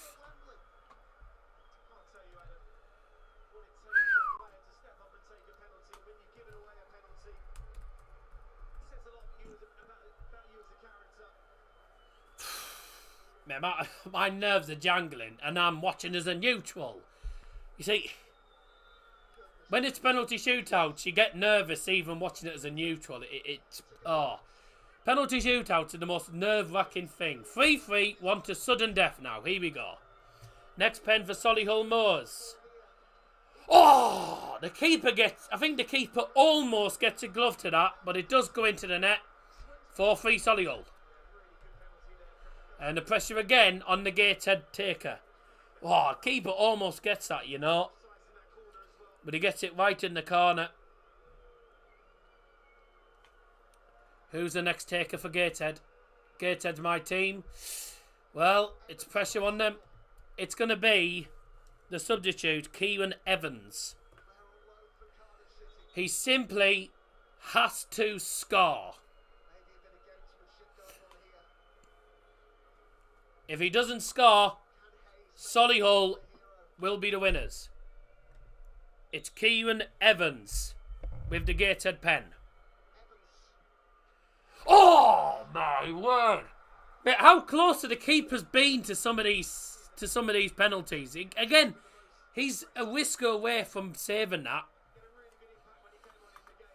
Low bottom cut. Oh, he almost gets that, the keeper. That. I tell you what, some of these penalty takers have been very lucky. The goalkeepers, by the way, are excellent goalkeepers, by the way. I hope they stay on for both. I hope both of these sides actually keep these on next season, because they are really, really good goalkeepers. Solihull's next penalty. Oh, he skied it! Labadie has skied it! It's the same as Tyrese Shade. It's gone to space. As Mark Olbridge would say, it's sponsored by NASA. Oh dear. He sent it to space. Gateshead score to win. It's score to win for Gateshead. For their first ever FA Trophy title. Who is it with this penalty? I don't know who it is with the penalty. I don't know who it is. This is it. It's saved! Oh my word! What a save by the keeper. Can you believe this? Can you believe this? It's still 4-4. Oh my God. Oh my God. It's still 4-4 and we've taken 7 penalties each. You cannot write this. You cannot write this. You couldn't write it. Score to win, and the keeper steps up to the mark. Oh my God. Solihull Moors with the next penalty.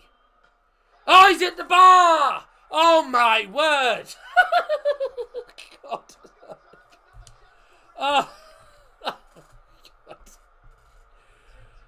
Whitmore hits the bar. I can't believe, genuinely, I cannot believe what I am seeing tonight. I cannot believe what I'm seeing. It's 7:10 and we haven't even finished the game. I cannot believe this. Surely this time the game is over. It's Brown with the penalty. The man who scored the equaliser in extra time. Brown. Can he score? Come on. Here he goes. He scores! Gateshead Gateshead are the 2024 FA Trophy champions!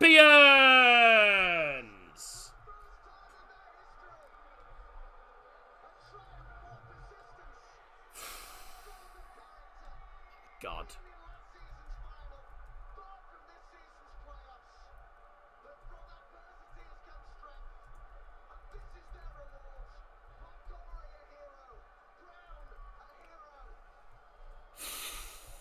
Oh, goodness me. Extraordinary story.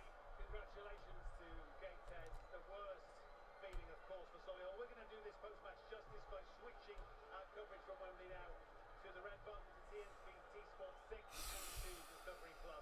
Wow. Someday again, Oh, my word. Wembley.